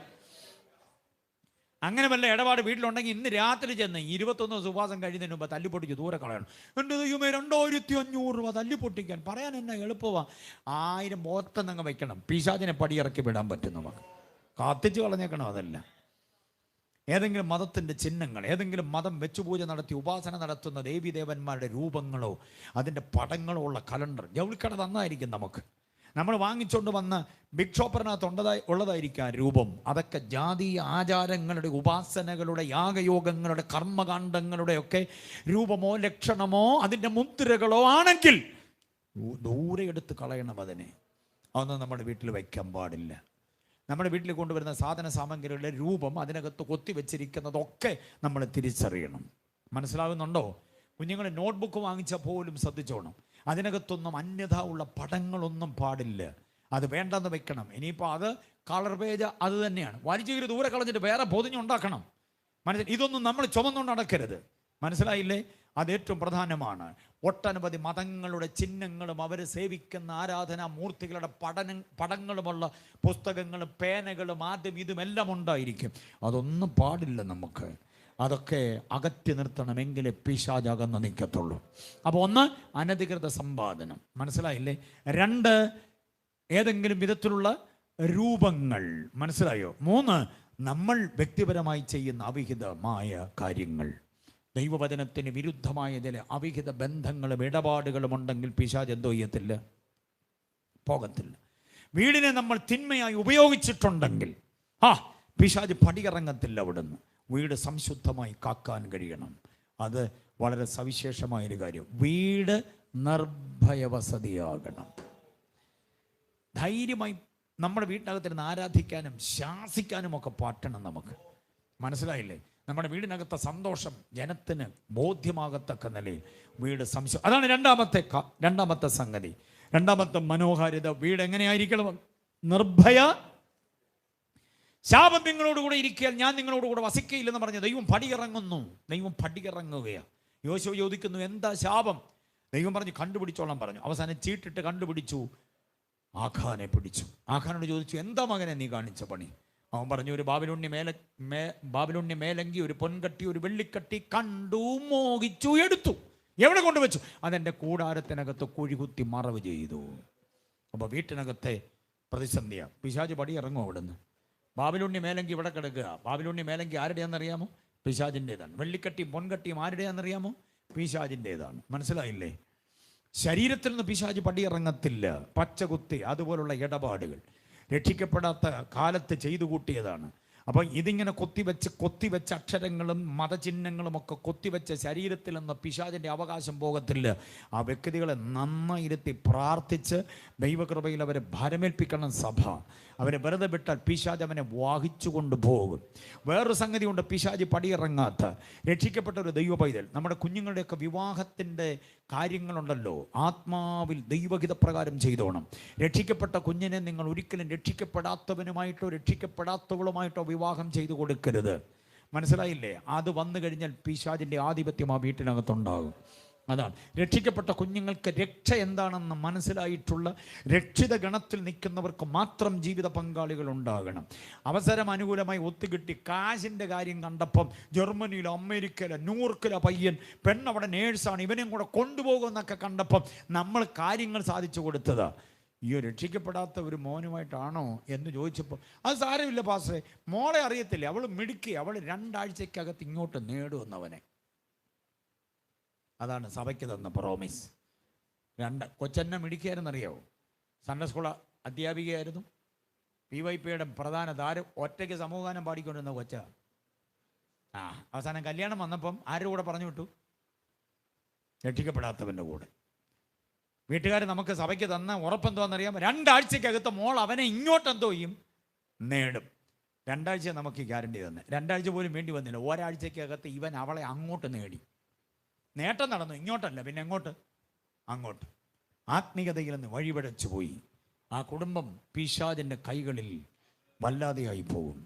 അതുകൊണ്ട് കുഞ്ഞുങ്ങളുടെ വിവാഹ ജീവിതം നോക്കുമ്പോൾ ഉപദേശം മറന്ന് ഒരു തീരുമാനമെടുക്കരുത്. അഭിഷേകത്തിൻ്റെ കുഞ്ഞുങ്ങളെ തന്നെ ദൈവം തരും. നമ്മൾ ഈ തിരക്കൂട്ടേണ്ട കാര്യമൊന്നുമില്ല. നമ്മുടെ കുഞ്ഞുങ്ങൾക്ക് ജീവിത പങ്കാളികളെ ദൈവമാണ് തരുന്നത്. നമ്മളതിന് 3-ന്റെ പുറകെ ഏതെങ്കിലും മാട്രിമോണിയുടെ പുറകെ ഒന്നും പോകേണ്ട കാര്യമില്ല. ഇരുന്ന് പ്രാർത്ഥിക്കണം. ദൈവമായിട്ട് ആലോചന കൊണ്ടുതരും. ആ ആലോചനയാണ് നടക്കേണ്ടത്. മനസ്സിലായില്ലേ? അല്ലെങ്കിലുണ്ടല്ലോ ആർഭാടമായി നടത്തപ്പെട്ട കല്യാണം 2 മാസം, 2 ആഴ്ച, 2 വർഷം കഴിയുമ്പോൾ കുടുംബ കോടതിയിലെ തിണ്ണയിലെ തൂണും ചാരി നിൽക്കേണ്ടി വരും. രണ്ടും കൂടെ ഗതികേടാണതൊക്കെ. മനസ്സിലായില്ലേ? ആ അവസ്ഥയൊന്നും ഉണ്ടാകരുത്. വിവാഹമോചനം നടന്നിട്ട് വീണ്ടും വിവാഹമോചനം കഴിഞ്ഞു, പിന്നെയും കല്യാണം. ഓക്കെ, ആ കല്യാണം നടത്തി കൊടുക്കാൻ നമുക്കിവിടെ ദണ്ഡവാസം ഉണ്ടെന്നുള്ളതാണ് വലിയ ഗതികേട്. പറയുമ്പോൾ എല്ലാം പറയണമല്ലോ. പക്ഷേ മോടെ കുഴപ്പം കൊണ്ടല്ല, പിന്നെ ആരുടെ കുഴപ്പമാണ്? തൻ്റേതല്ലാത്ത കാരണം. അതുകൊണ്ട് തൻ്റേതല്ലാത്ത ഒരു ഓഹരി കിട്ടുന്നുടനെ ഇത് ഇന്നിമംഗല്യം ശോഭിക്കുവാൻ എന്ന് പറഞ്ഞ് നടത്തി കൊടുക്കാൻ ഒരു മടിയുമില്ലാത്ത ആളുകളുണ്ട് ആത്മിക മണ്ഡലത്തിൽ. തലമുറയുടെ വിവാഹം പിഴച്ചു പോകാതിരിക്കാൻ ശ്രദ്ധിച്ചു. വിവാഹമോചനം ജാതികൾക്കുള്ളതല്ല, ദൈവസഭയ്ക്കുള്ളതല്ല, കുടുംബ കോടതി നമുക്കുള്ളതല്ല. മനസ്സിലായില്ലേ? അത് ദൈവസഭയ്ക്ക് ഭൂഷണമല്ല. മരണം നമ്മെ വേർപിരിക്കും നാൾ വരെ എന്ന ദൃഢമായ ദാമ്പത്യ ജീവിതത്തിൽ നമ്മുടെ കുഞ്ഞുങ്ങൾ നിൽക്കാൻ കഴിയണം. അതിനിപ്പുറമുള്ള യാതൊന്നും അനുവദിക്കപ്പെടരുത്. അതെല്ലാം പിശാചിന്റെ സാന്നിധ്യമാണെന്ന് പഠിച്ചോണം. കുടുംബ ബന്ധങ്ങളെ അകറ്റുക. പിശാച് ആദ്യം ചെയ്തത് കണ്ടോ? ആദമിനെ ഹവ്വയും ദൈവത്തിൽ നിന്ന് എന്തോ ചെയ്തു? അകറ്റി. അത് കഴിഞ്ഞപ്പോൾ സഹോദരങ്ങളെ തമ്മിൽ എന്തോ ചെയ്തു? അകറ്റി. ബാക്കി ആയൊരു മകനുണ്ടായിരുന്നു. അവനെ അപ്പനെ അമ്മയോടും കൂടെ നിർത്തിയില്ല. അവൻ അപ്പനെ അമ്മയെ ഉപേക്ഷിച്ച് വീട് വിട്ടു പോവുകയാണ്. മനസ്സിലായോ? പിന്നെ ബാക്കിയുള്ള മാനവകുലത്തെ മിശിഹായിൽ നിന്ന് അകറ്റി. രക്ഷിക്കാൻ വന്നവനെ നോക്കിക്കൊണ്ട് പറയോ, കൊന്നുകളക, ക്രൂശിക്ക. ഇതെല്ലാം പിശാചിന്റെ പണി. അകറ്റുന്നത് പിശാചിന്റെ പണിയാണ്. ദൈവം നമ്മെ യോജിപ്പിക്കുകയാണ് ചെയ്യുന്നത്. എവിടെങ്കിലും അകറ്റുന്ന ഒരു ഇടപാടുണ്ടെങ്കിൽ ഓർത്തോണം, അതിൻ്റെ പിന്നിൽ ആരാ പ്രവർത്തിക്കുക? പിശാച് തന്നെയാ പ്രവർത്തിക്കുക. അതുകൊണ്ട് നമ്മുടെ വീട് എന്തായിരിക്കണം? നിർഭയ വസതി. പിശാചിന് അവസരം ഒന്നും കൊടുക്കാത്ത ഉത്തമ ദാമ്പത്യം, ഉത്തമ സൗഹൃദമുള്ള ഭവനമായിരിക്കും. അടുത്ത പ്രയോഗം കണ്ടോ? നമ്മുടെ വീട് എങ്ങനെയുള്ളതായിരിക്കണം? സ്വൈര്യമുള്ള വീട്ടിൽ സ്വൈര്യത ഉണ്ടോ? വീട്ടിൽ വരുമ്പോഴാണ് ഒരു സ്വൈര്യത, അങ്ങനെ അത് സമ്മതിക്കുന്നുണ്ടോ? ഇപ്പം പ്രസംഗിക്കാൻ പോകുന്നിടത്തൊക്കെ പാർക്കുന്ന വീടുകളൊക്കെ സൂപ്പർ വീടുകളാണ്. ചിലർ ഹോട്ടൽ റൂം എടുത്ത് തരും, ചിലർ വീടുകളിൽ ഒരു മുറി ഇങ്ങ് തരിക. ഇന്നിപ്പോൾ എനിക്ക് രാവിലെ ഒരു ഫ്ലാറ്റ് മൊത്തം ഇങ്ങ് തന്നിരിക്കുകയാണ്. സ്വതന്ത്രം താഴെ 2, 3, 4, 5 മുറികൾ, ഇഷ്ടം പോലെ ബാത്റൂം, എല്ലാ സംവിധാനങ്ങളും ഉള്ള ഒരു ഫ്ലാറ്റ് മൊത്തവും എനിക്കിങ്ങ് തന്നിരിക്കുകയാണ്. സുഖമാണ്. പക്ഷെ ഒരു കാര്യം ഞാൻ തുറന്നു പറയാം, വേറൊന്നും വിചാരിക്കരുത്. എത്ര വലിയ AC റൂമിൽ കഴിഞ്ഞാലും, എത്ര വലിയ സപ്രമഞ്ച കട്ടിലുള്ള മുറിയിൽ കഴിഞ്ഞാലും, യോഗമെല്ലാം കഴിഞ്ഞ് രാത്രി മഞ്ഞും തള്ളിയിട്ട് വീട്ടിൽ ഇരുട്ടും തള്ളിയിട്ട് വീട്ടിൽ ചെല്ലുമ്പോൾ ഒരു സ്വസ്ഥതയുണ്ടല്ലോ, അത് ഭയങ്കര. ഇന്നിപ്പോൾ ഞാൻ വീട്ടിൽ ചെല്ലുമ്പോൾ 2:30-3 മണിയെങ്കിലും ആകും. പുറകെ കിടക്കുന്ന ഭാര്യയെ തട്ടി വിളിച്ച് എഴുന്നേപ്പിച്ച് പുള്ളിക്കാരി പെട്ടെന്ന് എഴുന്നേറ്റ് കാപ്പിയൊക്കെ ഇട്ട് ചൂട് കാപ്പി ഭാര്യയുടെ നിന്ന് വാങ്ങിച്ച് കുടിക്കുമ്പോൾ ഉണ്ടാകുന്ന ഒരു ആശ്വാസവും സന്തോഷവും സ്വസ്ഥതയും. കുഞ്ഞുങ്ങൾ 2 പേരും വിളിച്ചായിരുന്നു, വിവരങ്ങളൊക്കെ ഷെയർ ചെയ്യുമ്പോൾ കിട്ടുന്ന ഒരു സന്തോഷമൊക്കെ ഉണ്ടല്ലോ. പിന്നെ അല്പസമയം ഉറങ്ങുന്നു, അതൊരു ഭയങ്കര സന്തോഷം, വേറെ എങ്ങും അത് കിട്ടത്തില്ല. സ്വന്തം വീട്ടിൽ നിങ്ങൾ തന്ന അക്കോമഡേഷൻ കുറഞ്ഞു പോയെന്ന് പരാതിയല്ല ഞാൻ പറഞ്ഞത്, തെറ്റിദ്ധരിക്കരുത്. ഞാൻ പറഞ്ഞ അവരവരുടെ വീട്ടിലുള്ളൊരു സ്വൈര്യത. എത്ര പേർക്ക് തോന്നുന്നുണ്ടോ വീട് സ്വൈര്യമാണെന്ന്? വീട്ടിൽ സ്വൈര്യത ഉണ്ടോ? ഉണ്ടാകും. വീടിൻ്റെ സ്വൈര്യത നഷ്ടപ്പെടാൻ 4 കാരണങ്ങളുണ്ട്. അതുണ്ടാകരുത്. വീട് പണിയുന്നവർ ശ്രദ്ധിച്ചോണം. വീട് പണിയുക എന്ന് പറഞ്ഞാൽ കെട്ടിടം, കമ്പി, കട്ട, കല്ല്, സിമെന്റ്, പെയിന്റ്, തടി കൊണ്ട് കെട്ടിടം പണിയുന്നതിനെ അല്ല ഞാൻ ഉദ്ദേശിക്കുക. നമ്മുടെ വീടിൻ്റെ അന്തരീക്ഷം പണിയുന്നവർ 4 കാര്യങ്ങൾ ശ്രദ്ധിച്ചോണം. 1, നമ്മുടെ കുടുംബത്തിൽ ഒരു പെൺകുഞ്ഞു പോലും പിഴച്ചു പോകരുത്. പെൺകുഞ്ഞ് പിഴച്ചാൽ ആ വീടിനെന്തോ ഇല്ല, സ്വൈര്യതയില്ല. ലേവ്യ 21:9 കുറിച്ചാൽ മതി, വായിക്കണമെന്നില്ല. ഒരു പെൺകുഞ്ഞ് പിഴച്ചു പോയാൽ അവളെ പാളയത്തിന് പുറത്തു കൊണ്ടുപോകണം, അവളെ ചുട്ടുകളയണം, ബാക്കി വെച്ചേക്കരുത്. അപ്പൻ അപമാനമായി, അമ്മയ്ക്ക് അപമാനമായി ഒരു പെൺകുഞ്ഞ് വീട്ടിൽ പിഴച്ചു പോയാൽ ആ വീടിനെന്തോ ഇല്ല, സ്വൈര്യതയില്ല. ലേവ്യ 21:9 മറക്കല്ലേ. സ്തോത്രം. യൂത്ത് ക്യാമ്പായിരുന്നെങ്കിൽ പെൺകുഞ്ഞുങ്ങളെ ആൺകുഞ്ഞുങ്ങളെ ഇരുത്തി ഞാൻ പറഞ്ഞേനെ ഇന്ന് രാത്രി. ഉപവാസപ്രാർത്ഥനയുടെ ബന്ധത്തിൽ ആ വാക്യം മാത്രം തന്നുവിടുകയാണ്, പെൺകുഞ്ഞ് പിഴയ്ക്കരുത്. നമുക്ക് ജനിച്ച പെൺകുഞ്ഞുങ്ങൾ പിഴച്ചു പോകരുത്. അവരുടെ പുത്രിമാർ അരമനയുടെ മാതിരിയായി കൊത്തിയ മൂലത്തൂണാണ് അരമനയെ നിർത്തുന്നത്, സ്ഥായിയായി നിർത്തുന്ന. മനസ്സിലായോ? നിങ്ങൾ കണ്ടിട്ടുണ്ടോ? വലിയ വലിയ കെട്ടിടങ്ങൾ, വലിയ വലിയ ബിൽഡിങ്ങുകളൊക്കെ നോക്കി അതിൻ്റെ മൂലത്തൂണുകളാണ് അതിനെ നിർത്തിയിരിക്കുന്നത്. താജ്മഹൽ അടക്കമുള്ള എല്ലാ ഗോപുരങ്ങളും നിർത്തുന്നതിൻ്റെ മൂലത്തൂണുകളാണ്. ആ മൂലത്തൂണിനോടാണ് പെൺകുഞ്ഞുങ്ങളെ ഉപമിച്ചിരിക്കുന്നത്. അപ്പൊ പെൺകുഞ്ഞ് പിഴച്ചാൽ വീടിനെന്തോ ഇല്ല, പറഞ്ഞേ, വീടിനെന്തോ ഇല്ല, സ്വൈര്യതയില്ല. ഓക്കെ. 2, ആൺകുഞ്ഞ് പിഴച്ചു പോകരുത് വീട്ടിലുള്ളത്. ആൺകുഞ്ഞുങ്ങൾ എന്തോ ചെയ്യരുത്, ദാഷ്ട്യവും ധിക്കാരവും താൻപോരിയയും ആഹന്തയും, അപ്പനെ അനുസരിക്കാത്ത, അമ്മയെ അനുസരിക്കാത്ത, പാപ്പാപ്പയുടെ കാര്യം നോക്കും, അപ്പ മമ്മിയമ്മയുടെ കാര്യം നോക്കും അമ്മി എന്നൊക്കെ പറയുന്ന ആൺകുഞ്ഞും പെൺകുഞ്ഞും വീടിന് സ്വൈര്യത നഷ്ടപ്പെടുത്തും. ആവർത്തനം 21:18-19 വാക്യം. ആവർത്തനം, ആൺകുഞ്ഞുങ്ങളൊക്കെ ആ വാക്യം പഠിച്ചോണം. ആവർത്തനം 21:18-19. ഷഠനും മത്സരിയുമായൊരു മകൻ, തിന്നിയും കുടിയനുമായൊരു മകൻ, അനുസരണം കെട്ട മകൻ ഒരുവനുണ്ടെങ്കിൽ അവനെ പിടിച്ച് പുരോഹിതന്മാരുടെ അടുക്ക കൊണ്ടുചെല്ലണം. അവരവനെ പാളയത്തിന് പുറത്തു കൊണ്ടുവന്ന് കല്ലെറിഞ്ഞു കൊല്ലണം. കണ്ടോ? അപ്പൊ പെൺകുഞ്ഞ് പിഴച്ചാൽ അവളെ എന്തോ ചെയ്യണം, കത്തിച്ച് കളയണം. ആൺകുഞ്ഞ് പിഴച്ചാൽ എന്തോ ചെയ്യണം, കല്ലെറിഞ്ഞു കൊന്നു കളയണം. ഇങ്ങനെ 2 കൂട്ടർ പിഴച്ചു പോയാൽ വീടിനെന്തോ ഇല്ല, സ്വൈര്യതയില്ല. 3, വീടിന് സ്വൈര്യതയില്ലാതെ പോകുന്നത് ഗ്രഹനാഥൻ അഥവാ ഭർത്താവ്, വീട്ടുകാരൻ ഭോഷനായാൽ വീടിനെന്തോ ഇല്ല. 1 ശമൂവേൽ 25:25. ഭർത്താവിന് ബോധമില്ല വളർന്നു വരുന്ന കുഞ്ഞുങ്ങളെക്കുറിച്ച്, പെൺകുഞ്ഞുങ്ങളുടെ ഭാവിയെക്കുറിച്ച്, വീടിൻ്റെ ചോർച്ചയെക്കുറിച്ച്, വീടിൻ്റെ നിലനിൽപ്പിനെക്കുറിച്ച്, ആത്മീയതയെക്കുറിച്ച്, ആ വീട് ഉൾക്കൊണ്ട് നിൽക്കുന്ന സഭയെക്കുറിച്ചൊന്നും ഉത്തരവാദിത്വമില്ലാത്തൊരു ഗ്രഹനാഥനാണെങ്കിൽ ആ വീടിനെന്തോ ഇല്ല, സ്വൈര്യതയില്ല. അപ്പോൾ നോക്കിയാൽ നന്നാകേണ്ട ഓരോ മേഖലയും കണ്ടോ? പെൺകുഞ്ഞ് നന്നാകണം, ആൺകുഞ്ഞ് നന്നാകണം, ഭർത്താവ് നന്നാകണം, എല്ലാവരും നന്നായേ പറ്റൂ. അപ്പോൾ വീടിന് സ്വൈര്യത. അവിടെ അബീഗയിൽ എന്ന് പറയുന്ന ഒരു സഹോദരി പറയുന്നുണ്ട്, എൻ്റെ ഭർത്താവിൻ്റെ പേരെന്തോന്നാ, നാബാൽ. അതിൻ്റെ അർത്ഥം എന്തോന്നാ, ഭോഷൻ എന്നല്ലേ. അതുകൊണ്ട് അങ്ങിവിടെ ആളിനെ വിട്ടതും അവരിവിടെ വന്നിട്ട് ആക്ഷേപിക്കപ്പെട്ടു പോയതൊന്നും ഞാൻ അറിഞ്ഞില്ല. 25-ാം അധ്യായം എന്ന് വായിക്കണം. ബുദ്ധിമതിയായ ഒരു ഭാര്യയുടെ സമയോചിതമായ ഇടപെടലാണ്. മനസ്സിലായില്ലേ? ഓക്കെ. അപ്പോൾ ഭർത്താവ് ഭോഷനായാൽ വീടിനെന്തോ ഇല്ല, സ്വൈര്യതയില്ലാതെ വരും. അടുത്തത് കേൾക്കണോ? ഭാര്യ വഴക്കാളിയും ദുശീലയുമാണെങ്കിൽ വീടിനെന്തോ ഇല്ല. തൊട്ടനെ പിടിച്ചതിനും എല്ലാം വഴക്കുണ്ടാക്കുന്ന ഒരു ഭാര്യയാണെങ്കിൽ പൊന്നെ ആ വീട്ടിനകത്ത് എന്തോ ഇല്ല, സ്വസ്ഥതയില്ല, സ്വൈര്യതയില്ല. അങ്ങനെ വാക്യമുണ്ടോ? പിന്നെ അങ്ങനെ ഞങ്ങളെ പുരുഷന്മാർക്ക് വേണ്ടി വാക്യമുണ്ട്, നിങ്ങൾക്ക് വേണ്ടി വാക്യം ഇല്ലെന്നാണ്. നിങ്ങൾക്ക് വേണ്ടിയുള്ള വാക്യം ഗംഭീര വാക്യമല്ലേ? സദൃശവാക്യം 21:19 നോക്കിക്കേ. വഴക്കാളിയും ദുശീലയും ശണ്ടയുമുള്ളൊരു സ്ത്രീയോടുകൂടെ പാർക്കുന്നതിനേക്കാൾ എവിടെ പോകണം? സദൃശ്യം 21:19 വാക്യം പഠിച്ചോണ വാക്യം. വീടിന് സ്വൈര്യതയില്ലാതാകുന്നത് വഴക്കാളി, വിമർശനം, വിരോധം. എപ്പോഴും സംശയം തോന്നി ഈ പുള്ളിക്കാരിക്ക് ഒരു നാക്കേ ഉള്ളോ അതോ 7-10 നാക്കുണ്ടോ? അതുപോലെ ഇങ്ങനെ പറഞ്ഞുകൊണ്ട് അങ്ങ് നിൽക്കുന്ന ഒരു സൈസിൻ്റെ കൂടെ എങ്ങനെ താമസിക്കുമെന്നാ പറയുക. അതുകൊണ്ടാണ് കായൽ തീരത്തും കടൽ തീരത്തും ആറ്റുതീരത്തും പാറപ്പുറത്തും മലയുടെ മുകളിലൊക്കെ മലർന്നു കിടന്ന് ആകാശം കാണുന്ന പുരുഷന്മാരെ കണ്ടിട്ടുണ്ടോ? എന്നാ ചേട്ടാ ഇവിടെ വന്ന് കിടക്കുന്നു? ചുമ്മാ ശാന്തം പറഞ്ഞ് തട്ടി വിളിച്ചു, എന്നാ ഇവിടെ വന്ന് കിടക്കുന്നു? എന്നാ പറയാനാ, കാറ്റ് കൊള്ളാൻ വന്ന. അതിൻ്റെ വീട്ടിൽ ഫാനില്ലേ? അയ്യോ, കൃപയാൽ വീട്ടിൽ ഫാൻ മാത്രമല്ല AC വരെ ഉണ്ട്. പിന്നെന്നാ കാറ്റ് കൊള്ളാൻ ഇവിടെ? അത് ഫാൻ കറങ്ങുന്നതിനേക്കാൾ സ്പീഡിൽ കറങ്ങുന്ന വേറൊരു സാധനമുണ്ട് വീട്ടിൽ. രക്ഷയില്ല, രക്ഷയില്ല സഹിക്കാൻ. അതുകൊണ്ട് എന്തോ ഇതാണ് പതിയെ രാത്രി 9:30-10 ആയാലും വീട്ടിൽ കയറി പോകാതെ പാണാങ്കര വഴി അതുവഴി ഇതുവഴിയൊക്കെ കറങ്ങി നടക്കുന്ന പുരുഷന്മാരെ നിങ്ങൾ വിളിച്ചു നോക്കി. എന്നാ വീട്ടിൽ പോകുന്നില്ലേ? അവരൊക്കെ ഒന്ന് ഉറങ്ങട്ടെന്നേ. അവളൊക്കെ എന്തോ ഇട്ടെന്ന് എന്നിട്ടങ്ങോട്ട് ചെല്ലാന്നാ. മനസ്സിലായില്ലേ? ഒരു എക്സ്ട്രാ താക്കോല് പുള്ളിയുടെ പോക്കറ്റിലുണ്ട് എപ്പോഴും. പൂട്ടിയാലും ഇത്ര നേരം വന്നില്ലേ, എങ്ങനെ കയറുമെന്ന് വിചാരിക്കണം എന്ന് പറഞ്ഞ് അകത്തൊന്നും പൂട്ടി. പക്ഷേ പുള്ളി വിദഗ്ധമായി പുറത്തുനിന്ന് തുറന്ന് എന്തോ ചെയ്തു, പതിയെ കയറി വന്നു കിടക്കാടും അന്വേഷിക്കുക. സ്വൈര്യതയില്ല വീട്ടിൽ. പുരുഷൻ നിമിത്തം സ്വൈര്യതയില്ല, സ്ത്രീ നിമിത്തം സ്വൈര്യതയില്ല, പെൺകുട്ടി നിമിത്തം, ആൺകുട്ടി നിമിത്തം. നമ്മുടെ വീടുകൾ ഇങ്ങനൊന്നും ആകരുത്. നമ്മുടെ വീടുകളിൽ സഹനത്തിൻ്റെ, ത്യാഗത്തിൻ്റെ, ക്ഷമയുടെ, സ്നേഹത്തിൻ്റെ, ചേർത്ത് നിർത്തുന്നതിൻ്റെ സ്തോത്രം. മക്കളെ ഒന്നും പിണക്കല്ലേ. മമ്മിമാരോട് പപ്പാമാരോട് ഞാൻ പറയാം, ചുമ്മാ വഴക്കുണ്ടാക്കരുത് കുഞ്ഞുങ്ങളോട്. അവരെ ഉപദേശിക്കണം നിങ്ങൾ.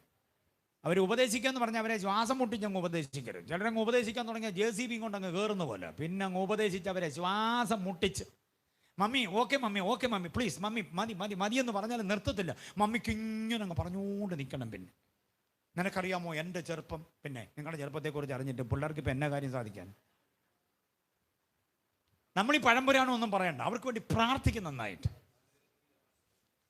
അവരുടെ നേരെ വിശുദ്ധ യുദ്ധം ഒന്നും നടത്തേണ്ട കാര്യമില്ല. അവർക്ക് വേണ്ടി നന്നായി പ്രാർത്ഥിക്കണം. അവരെ ചേർത്ത് നിർത്തണം. അവരുടെ ബെസ്റ്റ് ഫ്രണ്ടാണ് നിങ്ങളെന്ന് അവർക്ക് ബോധ്യമാകണം.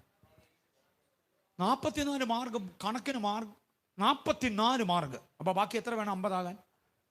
6 മാർഗം കളഞ്ഞിട്ട് വന്നെന്ന് പറഞ്ഞ് കൊച്ചിനെ പിടിച്ച് തല്ലുന്നൊരു തള്ളയെ നിങ്ങളൊന്ന് ആലോചിച്ച് നോക്കി. ബാക്കി 6 എന്തി എന്ന് പറഞ്ഞിട്ട് നീ ചായ കുടിച്ചാൽ മതി. ചായ കുടിച്ച് ഒരു കവള് കുടിച്ച് അവൻ്റെ കയ്യിൽ നിന്ന് കപ്പ് വലിച്ചു വാങ്ങിച്ച് കഴിക്കാൻ തുടങ്ങി ഉഴുന്നുവട തട്ടിപ്പറിച്ച് ഇടിഞ്ഞു കളഞ്ഞിട്ട് തള്ള നിന്ന് ചിറാലിക്കുകയാണ്. മനസ്സിലായോ? ഉറഞ്ഞു തുള്ളുക, ദേവത തുള്ളുന്ന പോലെ. ബാക്കി 6 എന്തി എന്ന് മമ്മി കൊച്ചു പറയാം, മമ്മി ക്ലാസ്സിൽ ഞാനാ ടോപ്പ്, 44 വേറെ ആർക്കും ഇല്ല. സാർ എന്നെ ചേർത്ത് നിർത്തി എല്ലാവരുടെയും മുമ്പിൽ എന്നെ അഭിനന്ദിച്ച മമ്മി പ്ലീസ്, എനിക്കൊന്നും കേൾക്കണ്ട. ബാക്കി 6 മാർഗം എന്ത് ചെയ്യുന്നു? തല്ലുകൊള്ളാതിരിക്കാൻ ഓടിച്ചെന്ന് അപ്പനെ കെട്ടിപ്പിടിച്ചു. പപ്പ ക്ലാസ്സിൽ ഞാനപ്പ ടോപ്പ്, 44 എനിക്ക് മാത്രമേ ഉള്ളൂ. മമ്മി തണ്ട എന്നെ പിടിച്ച് തല്ലുന്നു. പപ്പ എന്താ പപ്പ പ്ലീസ്? ഓടിച്ചെന്ന് അപ്പനെ ശരണം പ്രാപിച്ചു. അപ്പോഴത്തേക്ക് തുടുപ്പും കൊണ്ട് മഹോദരം അവിടെ എത്തി.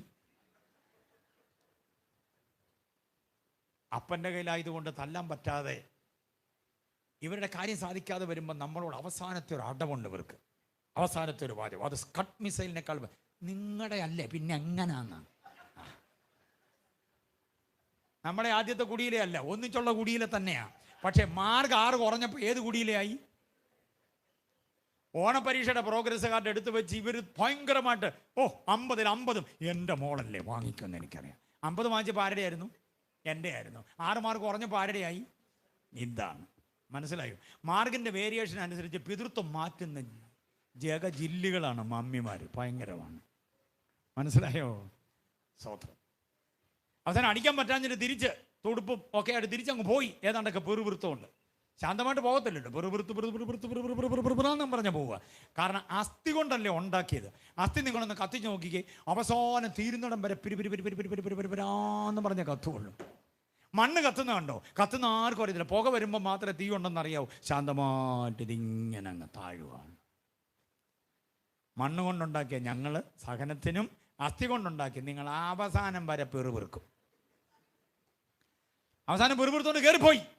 അന്നേരം മോള് പപ്പയോട് ചോദിച്ചു, പപ്പ ഈ 44 ഉണ്ടായിട്ട് മമ്മിക്ക് 6 മാർക്കിനോട് ഇത്ര വലിയ താല്പര്യം എന്താ പപ്പ? ചുറ്റുവട്ടത്തിൽ പുള്ളിക്കാരി ഇല്ലെന്ന് ബോധ്യമായപ്പോൾ പുള്ളി രഹസ്യമായിട്ട് മോളോട് പറഞ്ഞു, ആരോടും പറയല്ലേ, ആരോടും പറയത്തില്ല. എന്നെ നീ കൊടുക്കുവോ? ഇല്ല പപ്പ, പറ പപ്പ, പ്ലീസ് പ്രോമിസ്, ഞാൻ ആരോടും പറയത്തില്ല. മമ്മിക്ക് മാത്സിന് ആകെ കിട്ടിയതായി 6 മാർക്ക്. അതെന്ത് എന്നായി ചോദ്യം. മനസ്സിലാകുന്നുണ്ടോ? നമ്മൾ വാങ്ങിച്ച എത്ര എന്നൊക്കെ നമുക്കറിയാമല്ലോ. അതുകൊണ്ടാണല്ലോ നമ്മുടെ പ്രോഗ്രസ് കാർഡ് ഇന്ന് വരെ പിള്ളേരെ കാണിച്ചിട്ടുണ്ടോ? ഇല്ല. അതെവിടോ നമ്മൾ കൊണ്ട് സൂക്ഷിച്ച് വെച്ചിരിക്കുക. അവർ കണ്ടിട്ടില്ലെന്നൊക്കെ നമ്മുടെ വിചാരം. അവരുടെ അതിൻ്റെ ഫോട്ടോസ്റ്റാറ്റ് സഹിതമുണ്ട്, അറിയാമോ? അതുകൊണ്ട് കൂടുതൽ അവരെ പിണക്കാതെ അവരെ ചേർത്ത് നിർത്തി പ്രാർത്ഥിച്ച് അവരുടെ ഭാവിക്ക് വേണ്ടി അങ്ങ് നീക്കണം. വീട് സ്വൈര്യതയുടേതാകണം. കുഞ്ഞുങ്ങൾ ഓടി വരണം വീട്ടിലേക്ക്. ജോലി കഴിഞ്ഞ് വീട്ടുകാരൻ ഓടി വീട്ടിലേക്ക് വരണം. മനസ്സില്ല മനസ്സോടല്ല. കാരണം സ്വൈര്യതയുടെ താവളം നമ്മുടെ സ്വന്തം വീട്. അപ്പോൾ സമാധാനത്തിൻ്റെതാകണം, നിർഭയ വസതിയാകണം, പിന്നെന്തോ ആകണം? സ്വൈര്യമുള്ള വിശ്രാമ സ്ഥലമാകണം. ഇതാണ് വീടുമായി ബന്ധപ്പെട്ട് ഉപവാസ പ്രാർത്ഥനയിൽ പണിയപ്പെടേണ്ടത്, നിവാസം. അടുത്തൊരു വാക്യം സഭയുമായി ബന്ധപ്പെട്ടതൊന്നിച്ച് പറയാം. അത് അപ്പോസ്തലപ്രവൃത്തി 9:31 വിവരിക്കുന്നില്ല. വാക്യം നിങ്ങൾ ഓർത്തുകൊള്ളണം. 5 യോഗ്യതകൾ വേണം നമ്മുടെ സഭയ്ക്ക്. എന്നെങ്കിലും പാണാങ്കര വഴി വരുമ്പോൾ സഭയുടെ അവസ്ഥ എന്താണെന്ന് വീണ്ടും പ്രസംഗിക്കാം. 9:31 യഹൂദ്യ ശമരിയ ഗലീല ദേശങ്ങളിലുള്ള സഭയ്ക്ക് 1 സമാധാനമുള്ള സഭ, 2 ആത്മിക വർധനമുള്ള സഭ, 3 പരിശുദ്ധാത്മാവിൻ്റെ പ്രബോധനമുള്ള സഭ, 4 കർത്താവിങ്കല ഭക്തിയുള്ള സഭ, 5 പെരുകുന്ന സഭ. 5 പ്രത്യേകതകൾ വേണം പാണാങ്കര സഭയ്ക്ക്. 21 ദിവസത്തെ ഉപവാസ പ്രാർത്ഥന കഴിയുമ്പോൾ നമ്മുടെ സഭയ്ക്ക് 5 കാര്യങ്ങൾ വേണമെന്ന് ആഗ്രഹിക്കുന്നവർ എത്ര പേരുണ്ട്? 5 കാര്യം ഒന്നുകൂടെ ശ്രദ്ധിച്ച്. 1 സമാധാനമുള്ള സഭ. എടുത്തേരിയിലും തല്ലിപ്പൊട്ടിക്കലും പിടിച്ചു തള്ളലും ബഹളങ്ങളും ഒന്നുമില്ല, സമാധാനമുള്ള സഭ.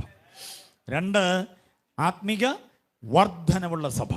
3 കർത്താവിങ്കല ഭക്തിയുള്ള സഭ.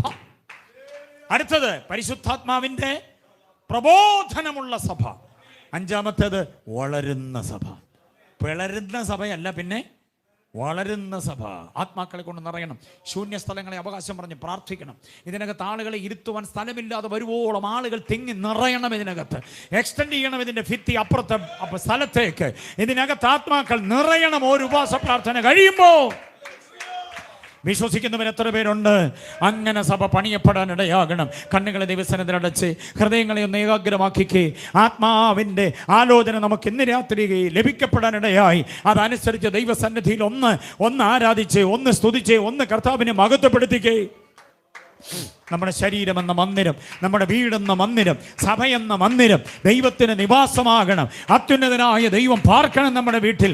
അലാഹമില്ലാതെ, അന്തഛിദ്രങ്ങളില്ലാതെ, അന്യാധനപ്പെടലുകളില്ലാതെ, വിളിച്ചു ചൊല്ലലുകളോ പ്രാക്കും ആലയുമില്ലാതെ, യാതൊരു അപകടങ്ങളുമില്ലാതെ, അപകട മരണങ്ങളില്ലാതെ, വൈരുദ്ധ്യതകളില്ലാതെ, വിവാഹ ബന്ധത്തിനകത്ത് അവിശ്വസ്തതകളില്ലാതെ ദൈവകൃപയിൽ നിലനിൽക്കുവാൻ നമുക്ക് കഴിയണം. അത് ആഗ്രഹിക്കുന്നവരെ കരമടിച്ച് കർത്താവിനെ അല്പസമയം ആരാധിക്കും. ഒരു പാട്ടിനു വേണ്ടി കാത്തു നിൽക്കണ്ട. കേട്ട വചനം ഉള്ളിൽ ആരോഗ്യമായി തീർന്നെങ്കിൽ ദൈവമേ, ഓരോ ശരീരങ്ങളെയും അനുഗ്രഹിച്ച് പ്രാർത്ഥിക്കുന്നു. ഓരോ ഭവനങ്ങളെയും അനുഗ്രഹിച്ച് പ്രാർത്ഥിക്കുന്നു. ഞങ്ങളുടെ സഭയെ അനുഗ്രഹിച്ച് പ്രാർത്ഥിക്കുന്നു.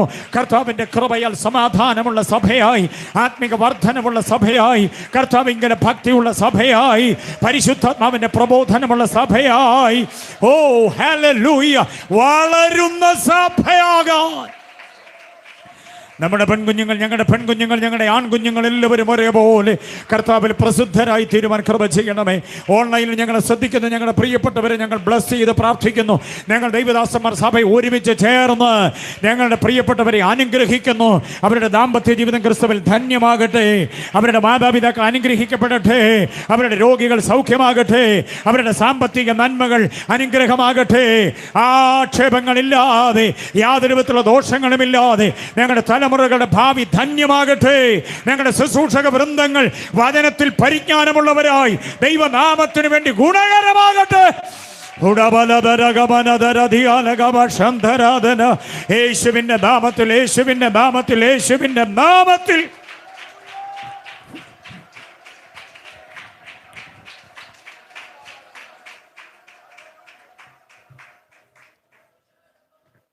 കണ്ണുകളെ അടയ്ക്കാം, പ്രാർത്ഥിക്കാം. ഈ ഉപവാസത്തിൻ്റെ പ്രാർത്ഥനയുടെ 15-ാമത്തെ രാത്രിയിൽ ദൈവത്തിൻ്റെ പരിശുദ്ധാത്മാവ് നമ്മുടെ ഹൃദയം